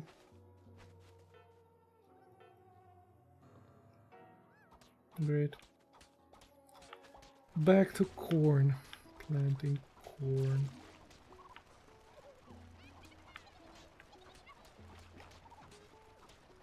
A lot going on, indeed. Kicked my butt. He kicked my butt, man.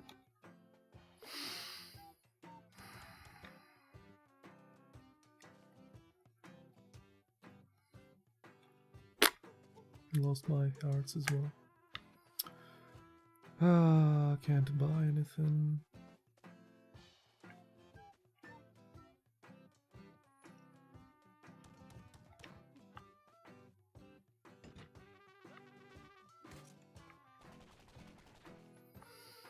C'est la vie.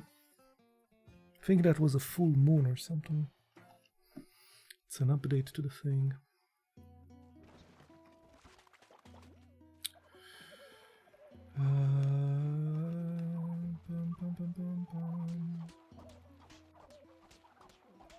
Ah, poop. Ah, what else?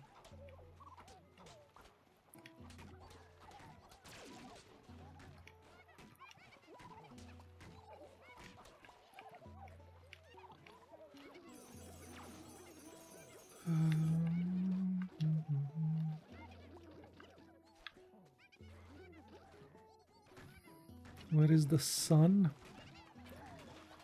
The asshole that is the sun will probably show up at the end of summer. That's usually his time, but they've changed the monsters that show up. He might show up, he might not. I don't know.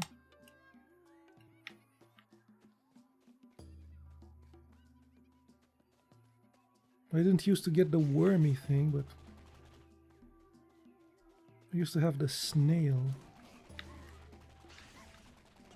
for the spring, but they changed that.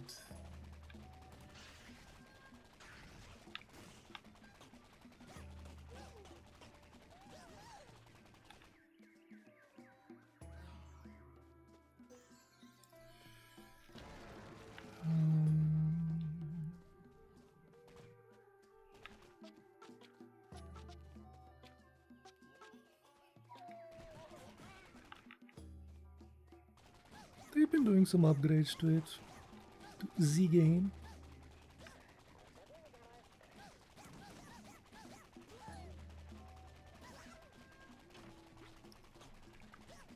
They had like a really big upgrade that made it a lot harder. Because before that upgrade I actually reached the 7th day or whatever. The 7th difficulty, and there's no way I would reach it nowadays after the upgrade. I suck too much.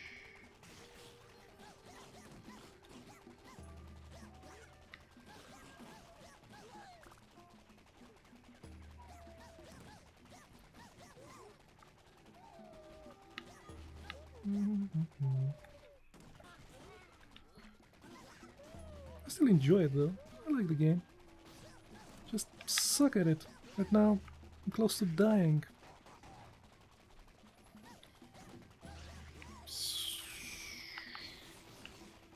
Like one more hit and I'm dead. I would have been fine if I had the healthy thing, but The game decided not to let me have my health. And that's one of the big changes. Before you could just have health, you know, get health. But now you have to plant health. And yeah. It's one more step. And that is the step that kills.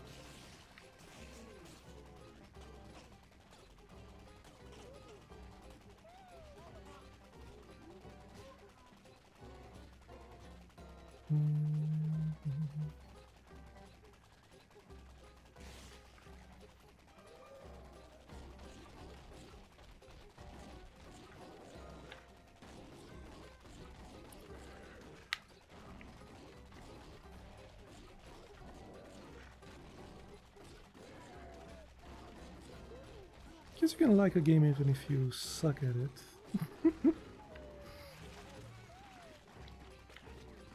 Suppose it happens.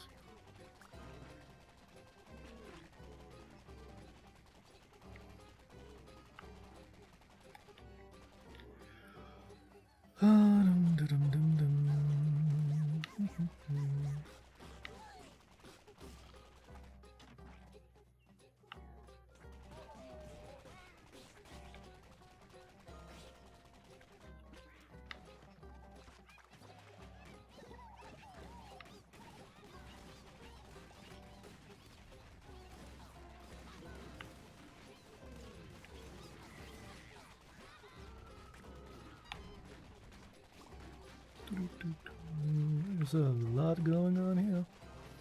Now have these weeds stuff here as well.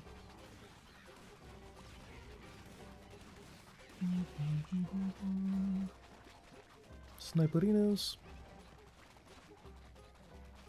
Sniperinos sniping.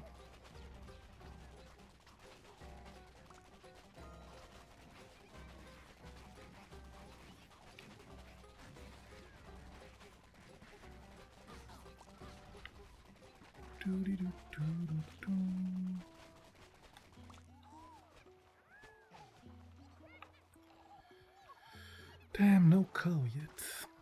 It's killing me. The lack of cows is killing me.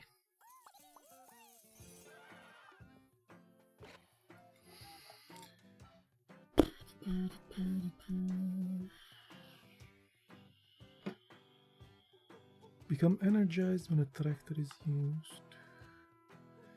Golden hoe. Tilted soil lasts longer. That's pretty good. We should try to finish that guy. Have one more heart. We have 3. Can plant these 3. Get the biodegrader again.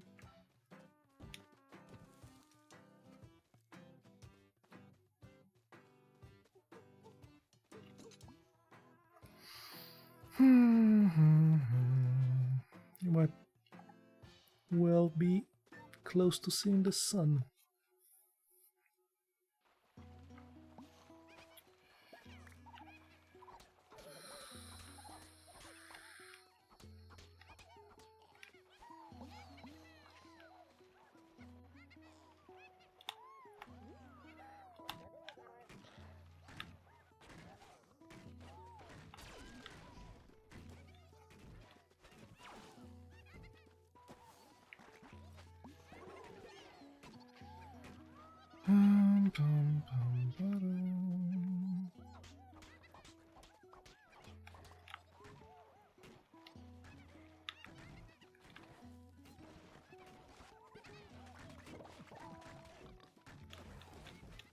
Okay, got some health back.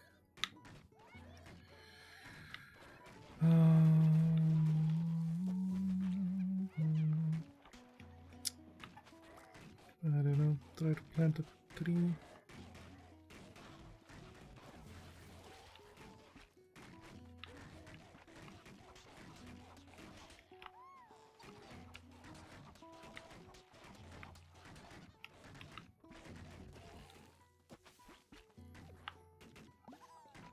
We'll have enough if we survive to marry the guy.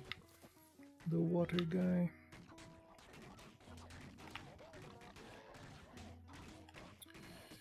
Oh, of course, we also get hit. So it doesn't... Ah, I can't put it there. Ah, that was what I was trying to do. Why the hell didn't it work? Rude.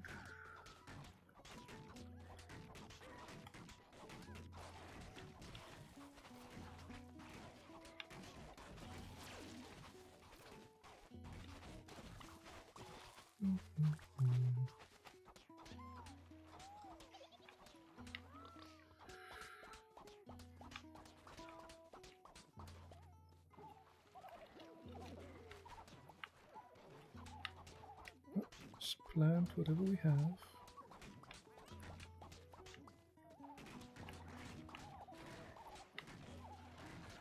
I guess stay close to them because I have like a growth aura and stuff. Try not to get hit. I think we... Yeah, I've seen all the thing there. Don't think I saw cow, sadly. Nope, got hit again.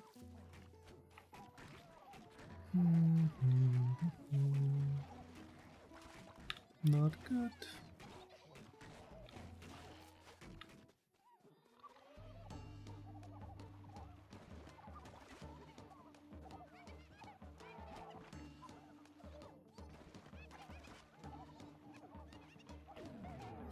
Ooh, an alien guy now. A UFB. Okay, whatever that is.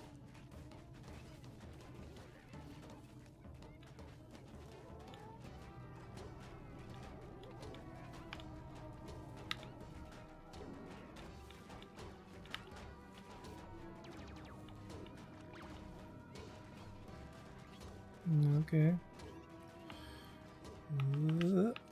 Nope. Nope.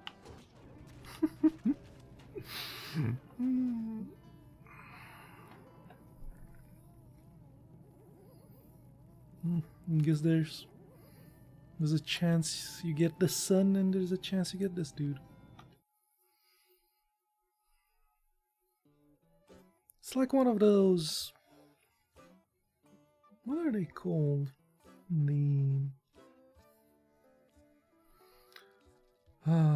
The flying games when you need to go through things like patterns and stuff. Forget what those things are called.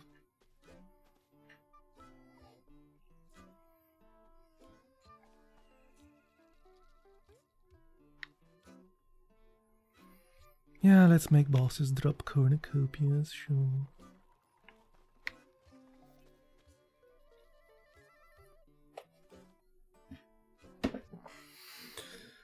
Bullet hells? I don't know. I remember them having like a name. In the arcades and stuff. They had like a distinctive name. Back in the old days. Let's try again, I guess.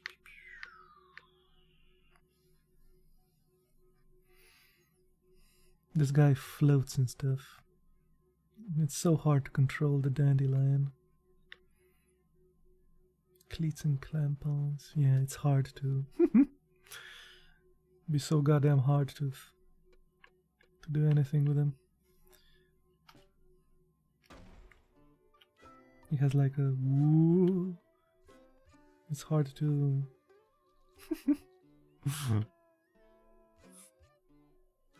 So, yeah, it's like ice skating with this guy.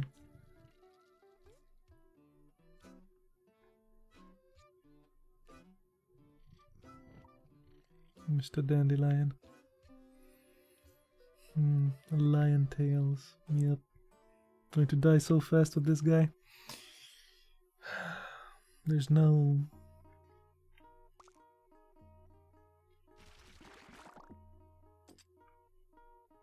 But you can do this. But just really hard to.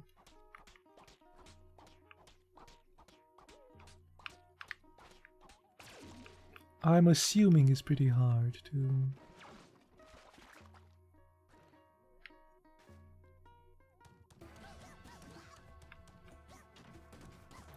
To avoid stuff. I'll see. That's how I remember it.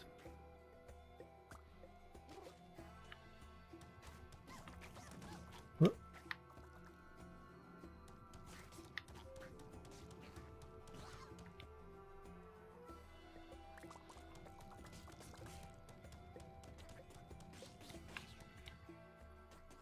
Yeah, and if you catch speed in one direction, you can't stop. Well, just go that way, go with the flow. Yes.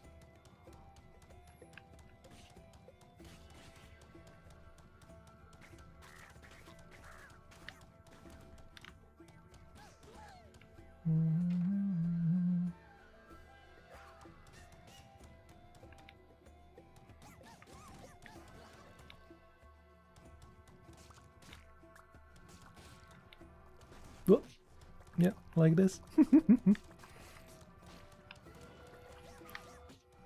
Yeah, there's no avoiding these.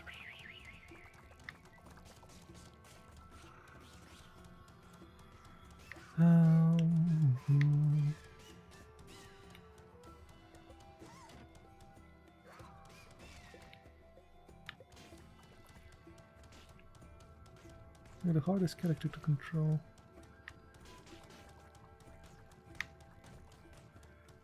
Ah, but I just saw something. Actually, I can actually float over the... Interesting. Does that mean I don't need bridges? Ha! That's awesome. This guy doesn't need bridges, man. Can go wherever.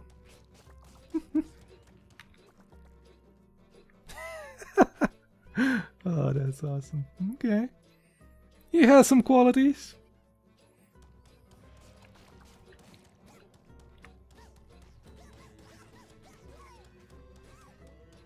Can float over these holes and stuff. Okay, okay. But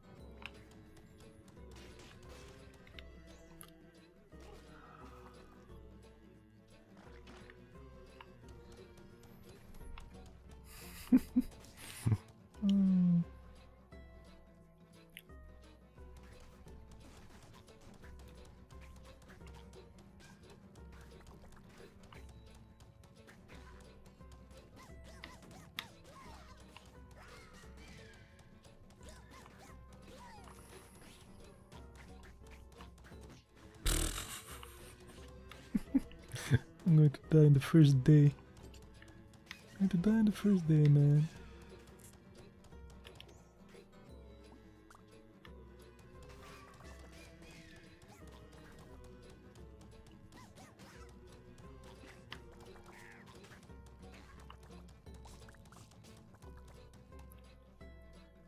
Shoot him up. I don't know what they're called, like mesh 'em up or something. Mesh ups, I don't know. It was, I think it was something with an M.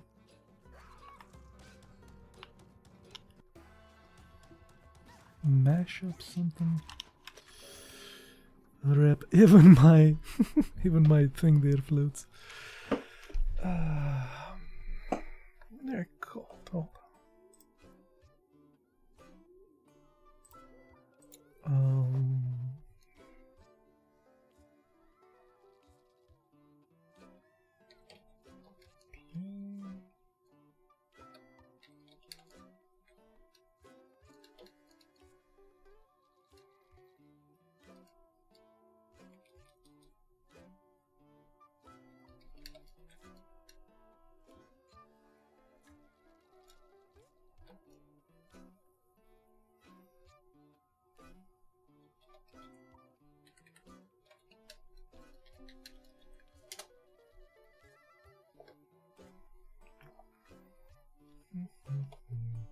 You know, the ones, what were they called? 1945, I think it was one of them.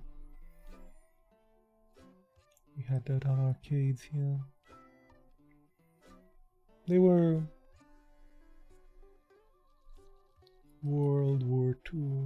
stuff inspired.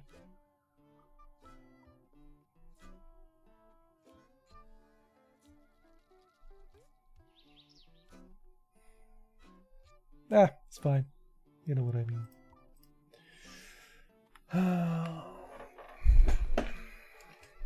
Let's try the dandelion on an easier year. Let's try 2 of them.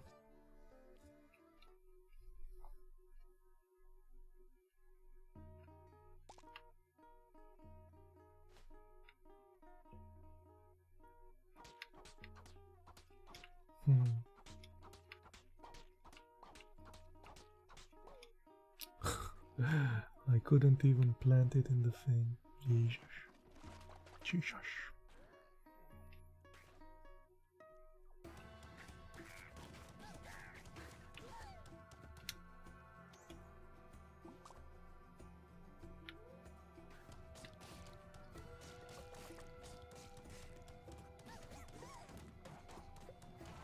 Can you spin your movement? You spin me right round, baby, right round. This is the best I can do, man. And it has momentum. So, for example, I'm no longer touching the controls now. This is all momentum. Until I move again. This is all momentum. And it's like steering a boat. The faster you go, the more effort you put on changing the momentum.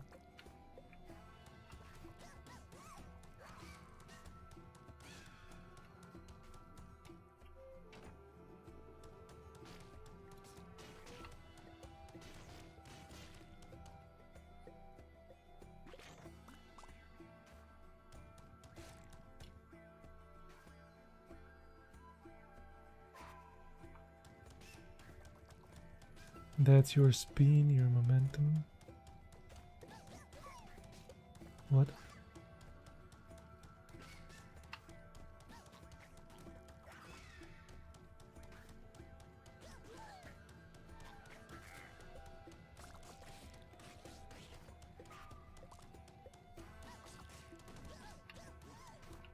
I think I just don't need to be that fast, because if I'm slower I can change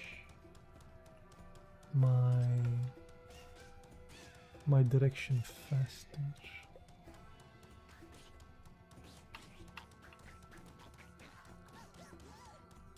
That's when you get into trouble. You're too fast, can't move out of the way. Why am I even fighting these dudes?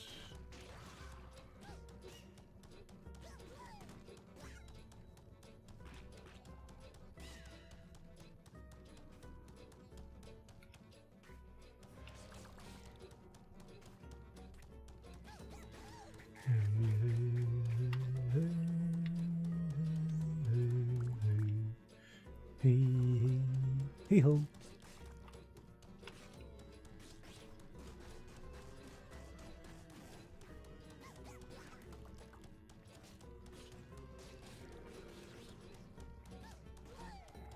I guess it's a great example of glowing with a flow. Got bumped on a tree there. Go with the flow. Be like water, my friend. It's like Speed, the movie. We're just out of control.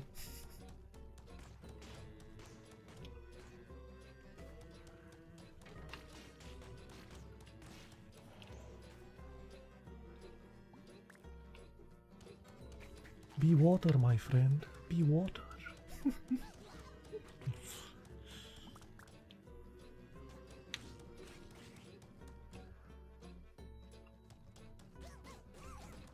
Now I don't know why I float over that rock, but I can't float over these things. I get bumped in that. So it's confusing. Confusing being a floaty dandelion.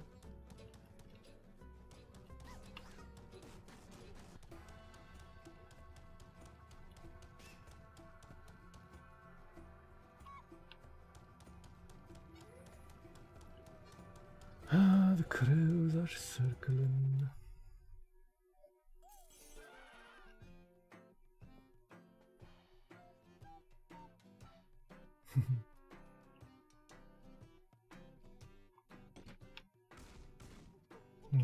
Gonna be kind of close for this one. Oh well.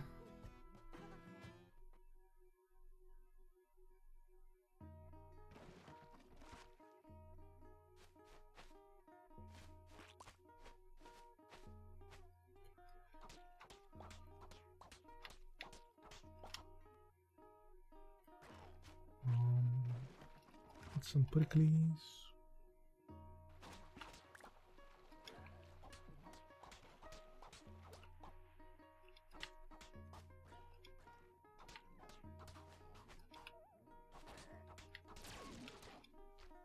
Oh, rude.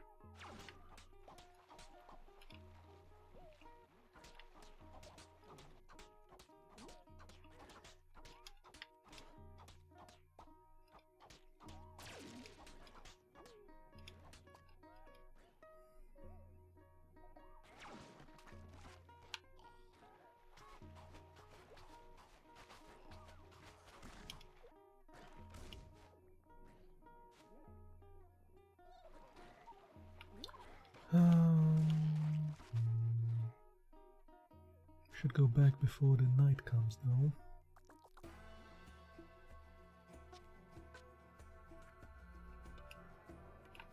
Yeah.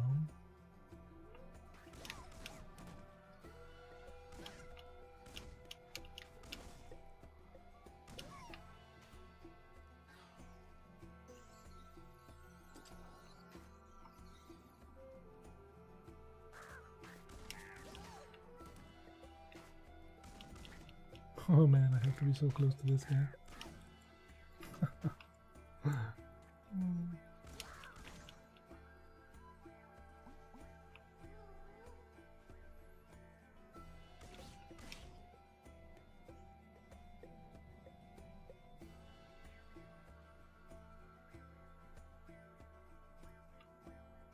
What does that do? Oh, gives me more time, okay.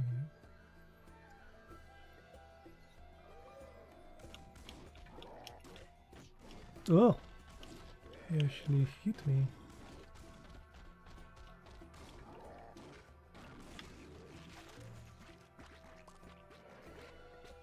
Give me a better turret. Jesus, those guys hit me as well. Let's go back. Plant this if we can. An egg.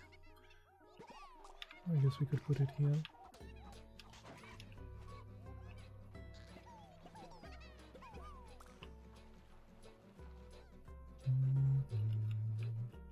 Can I put a tree? I think I can if I... Yeah, let's put it here.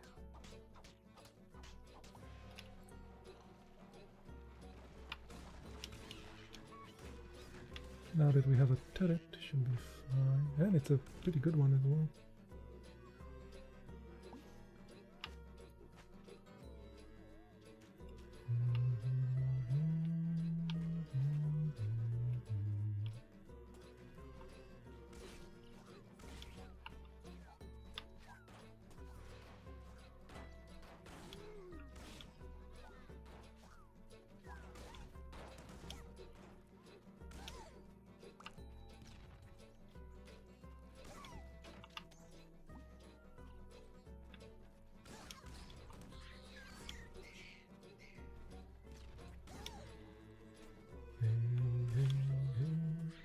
Hey! Oh. Let's get the water.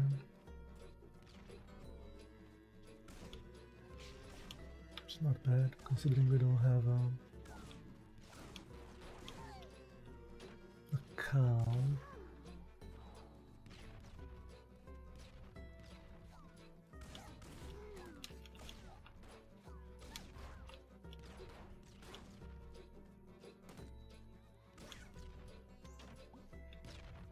Should only get more.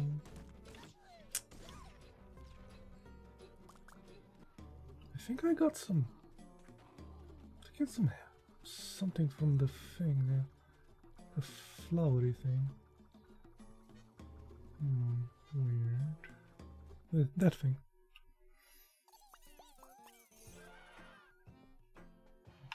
don't think it was in his. Weird. At least we survived.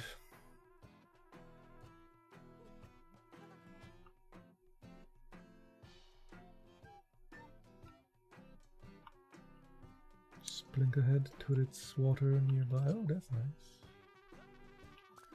Get some of that.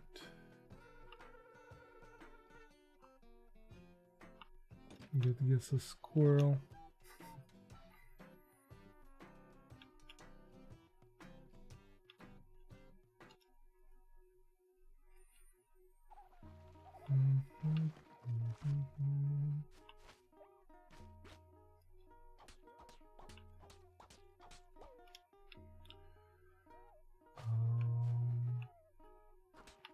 No.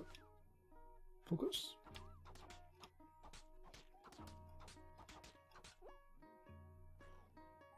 Gives me some worms. Let's auto plant some of those.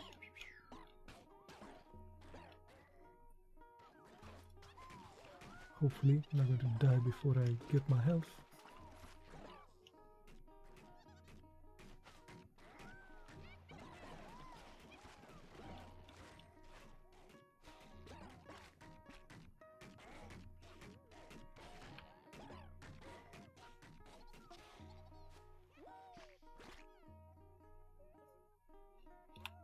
I don't know, have some water.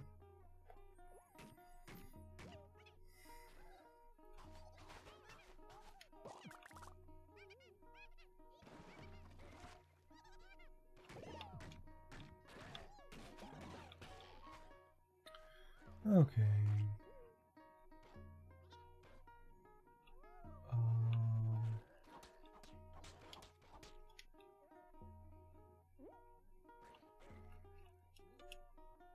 Yeah, let's go.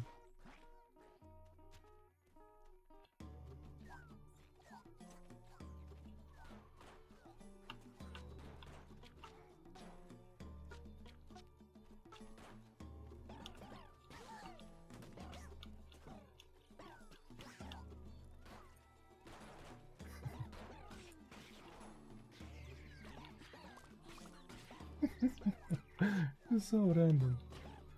Not only am I floating around, but the goddamn squirrels just have a mind of their own.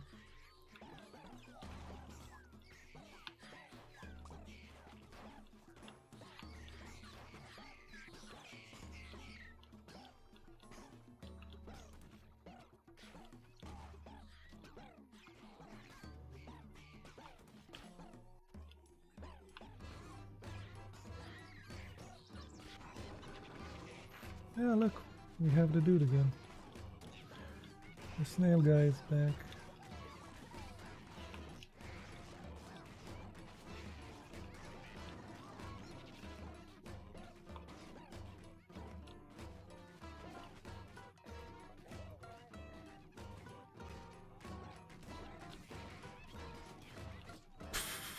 Walk to right into that one.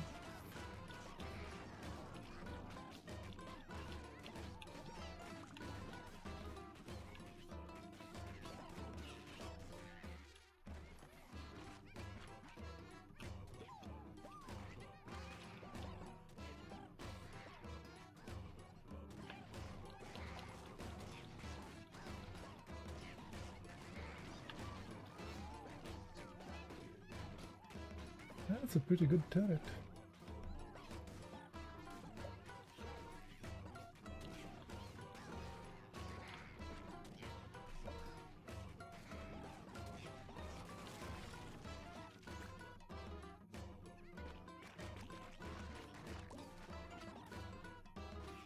Hey, we got one cornucopia for killing him. For killing that guy. Now let's see if we can plant some stuff before we die. Nope. Too hard. No control.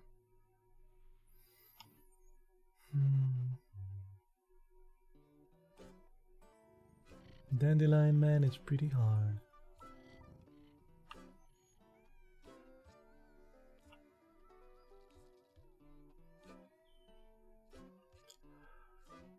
I guess that's about it for me tonight. Thank you for stopping by. Have a good day ahead. Bye-bye.